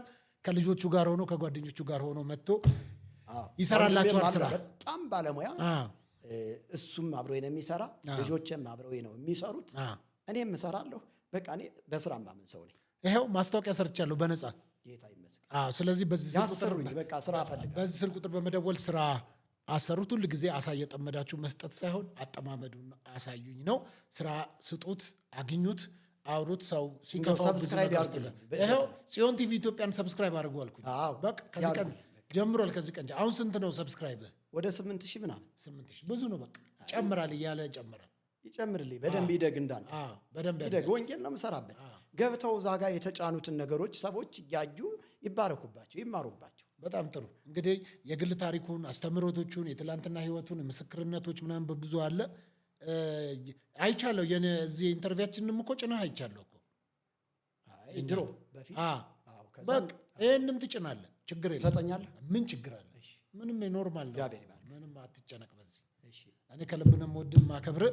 ከዛ በተረፈ ግን ከመሪጌታ ጽጌ ስጦታው ጋር ግን ያላችሁን ነገር በፍቅር ብትጨርሱ እሱ ፍቃደኛ ነኝ። አሁንም እንደው እሱ ገሎ የማዳን ስራ የሰራ ሰው ነው። ገሎ የማዳን ስራ የመጨረሻው ላይ መቼም እኔ በቀልተኛ ሰው አይደለሁ። በቀል የእግዚአብሔር ነው። በቀል የኔ ነው። ብድራቱን እመልሳለሁ። ጠላት ቢራብ አብላው፣ ቢጠማ ጠጣው፣ ይህም በማድረግ የእሳትን ፍም በራሱ ላይ ትከምራለህ ነው የሚለው እና እኔ በቀልተኛ አይደለሁም። ብዙ ነገር ከተናገረ በኋላ አሁንም ከጎኑ እንደሆነን እና አጥፍተን ከሆነ ይቅርታ ብሎ ጠየቀ። አሁን ይሄ ካፍ ነው እንጂ ከልብ አይደለም። ግድ የለም። ከደም መጽሐፍ ደግሞ በአፍሆሙ ይድህሩ ወበልቦሙ ይረግሙ። እኔ እሱን ነገራችሁ ነው ግራ የሚገባኝ በመሀል የምቀላቀሉት። ግን ስማኝማ ወንድሜ ሶፊ፣ እውነት የለም ነግረህ እኔ በቤተ ክርስቲያኒቱ ውስጥ በጣም የተማርኩ ሰው ነኝ። የኔን እውቀት ለማወቅ ደግሞ ጎጃም መሄድ፣ ጎንደር መሄድ በቂ ነው። ተወለድኩበት ሀገር አባት ያለ በህይወት ቤተሰቦች። የኔ ታላቅ ወንድሜ ቄስ ነው፣ ያማረበት ቄስ። መርጌታ ባይኖር ወክሎ ሟሲት መምራት፣ ፍታት መፍታት ይችላል።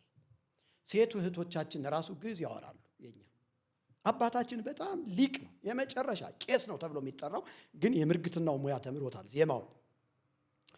እንዲያው እውነቴን ነው የምነግርህ። ስለ መርጌታ ምስጢሩ ማወቅ ከተፈለገ ማወቅ ነው። እኔ ዝም የማወራ ሰው አይደለሁም። እዚህ አዲስ አበባን በምኖርበት ጊዜ ስንት ድርጅቶች እንደነበሩኝ እዚህ ታይዋን ተራ፣ ታይላንድ ተራ፣ ቱርክ አንድ ሰው እኔ የማገለግልበት ቸርች መጥቶ ይገለገላል እና እንዲህ ነው የሚለው ይላል። ሰው የማገለግልባት ቸርች በጣም ትንሽዬ ነች። እችን ያንተን ስቱዲዮ እንኳን አታክልም ካለኝ አቅም የተነሳ እና ማስተምራቸውም ደቀ መዛሙርቶች አሉ። አሁን ጥራት ላይ ነው እየሰራ ያለ እግዚአብሔር ይመስገን። እና ተገርሞ እንዲህ ይላል። ከዛ ከጨረሰ በኋላ አገልጋዩን ማውራት ፈልጌ ነበረ። ምንድን ነው ሲለው የኔ ልጄን ነው የሚያወራው። ልጄ መሆኑን አላወቀም። ከዛ ይህ ሰውዬ ከ18 ዓመት በፊት ታይላንድ ተራ፣ ቱርክ፣ ቻይና አስመጫ አከፋፋዮች ጋር በጣም አንደኛ ነጋዴ እንደነበር አውቃለሁ። አብረን እንሰራ ነበር። ይገርማል። እግዚአብሔር እኮ ይለውጣል። እንደዚህ ተለውጦ ሳየው፣ እንደዚህ ወንጌልን ተቀብሎ ሳየው በጣም ገረመኝ ብሎ ይናገራል ማለት ነው። ስለዚህ እኔ እውነቴን ነው የምነግርህ፣ ዝም ብዬ አይደለም ማውራው። ስንት ሰው ስረዳ፣ ስንት ከኔ በታች ስንት ሰራተኛ የነበረ ሰው ነኝ። ያንን ሁሉ ነገር ጥዬ እዚህ ጋር ወንጌልን ሳገለግል ጴንጤው ከኔ ጎን ነው መቆም ያለበት። ጴንጤው ይሄ ሰው ከዛ የወጣው ምን ነክቶት ነው? ምን ቀምሶ ነው? ምን በርቶለት ነው ብሎ ከአገልግሎቴ ጎን ነው መቆም ያለበት እንጂ ገና መርጌታ ስለነበረ አሁንም ምታተኛ ነው ብሎ ማሰብ የለበትም። ይሄንን ነው ማስተላለፍ የምፈልገው። እግዚአብሔር ይባርክህ፣ አንተም ወደ ቀልብህ ይመልስህ። በእውነቴን ነው። ብዙ ሰዎች ሲመጡ ማፋጠጡ ጥሩ ነው፣ አፋጣቸው። እኔ አሁን ብዙ ሰዎች ከውጭም ከሀገር ውስጥም ይደውላሉ። እስካሁን አንተ ሚዲያ ላይ ቀርቤ ገንዘብ የሰጠኝ ሰው የለም። ሰጠሁት ካለ እንዲው ለትዝብት ያውራ። የለም፣ ገንዘብ አላገኘው፣ ስራም አላገኘው። ግን መካሪ ጴንጤ ብዛቱ እዛ ተኩላ ጋር ምን ልታረግ ነው የምትሄድ ይሉኛል። አንተን የመሰለ ሰው የቱ ነው ተኩላው? አንተን። አይ ተኩላ አሪፍ ነው ከታደ እኔ እቀበላለሁ። አሜን አሜን አሜን አሜን። ተኩላ እኮ ማለት ነጣቂ ነው እኮ ገነጠቅ ነው ብዙዎችን ችግር የለም እና አይመችኛል። እሺ ምክር መሄድ የለብህም ነበር። እኔ አንተ ሚዲያ ላይ ባልቀርብ የት ያቀኛል ሲቀደም። ስለዚህ ሐሳባችንን በነፃነት የምንገልጽበት ሚዲያ በመሆኑ እኔ እጅግ በጣም ነው የማመሰግንህ። ገብቶሃል? አውጣቸው፣ ፈጥፍጣቸው። በጣም ብዙ ሐሰተኞችም ይታወቁ ማንነታቸው። ሰው አንደበቱ ሲከፈት ጭንቅላቱ ይታወቃል እንደሚባል ይታወቅ። ሰው እንዲያውም እየባነነ ነው። በዲቫይን ሾው ላይ በሚቀርቡ ሰዎች እንዳይበላ ማን ነው ትክክለኛው፣ ማን ነው የወንጌል ልብ ያለው፣ ማን ነው የክርስቶስ ልብ ያለው የሚለውን መርጦ እንዲመገብ በእውነት የማንቂያ ደወል ነው ብዬ አስባለሁ ይሄ ዲቫይን ሾው። አመሰግናለሁ በጣም። ስለዚህ በርታ ልልህ እወድሃለሁ። እግዚአብሔር ይባርክህ ያስፋህ።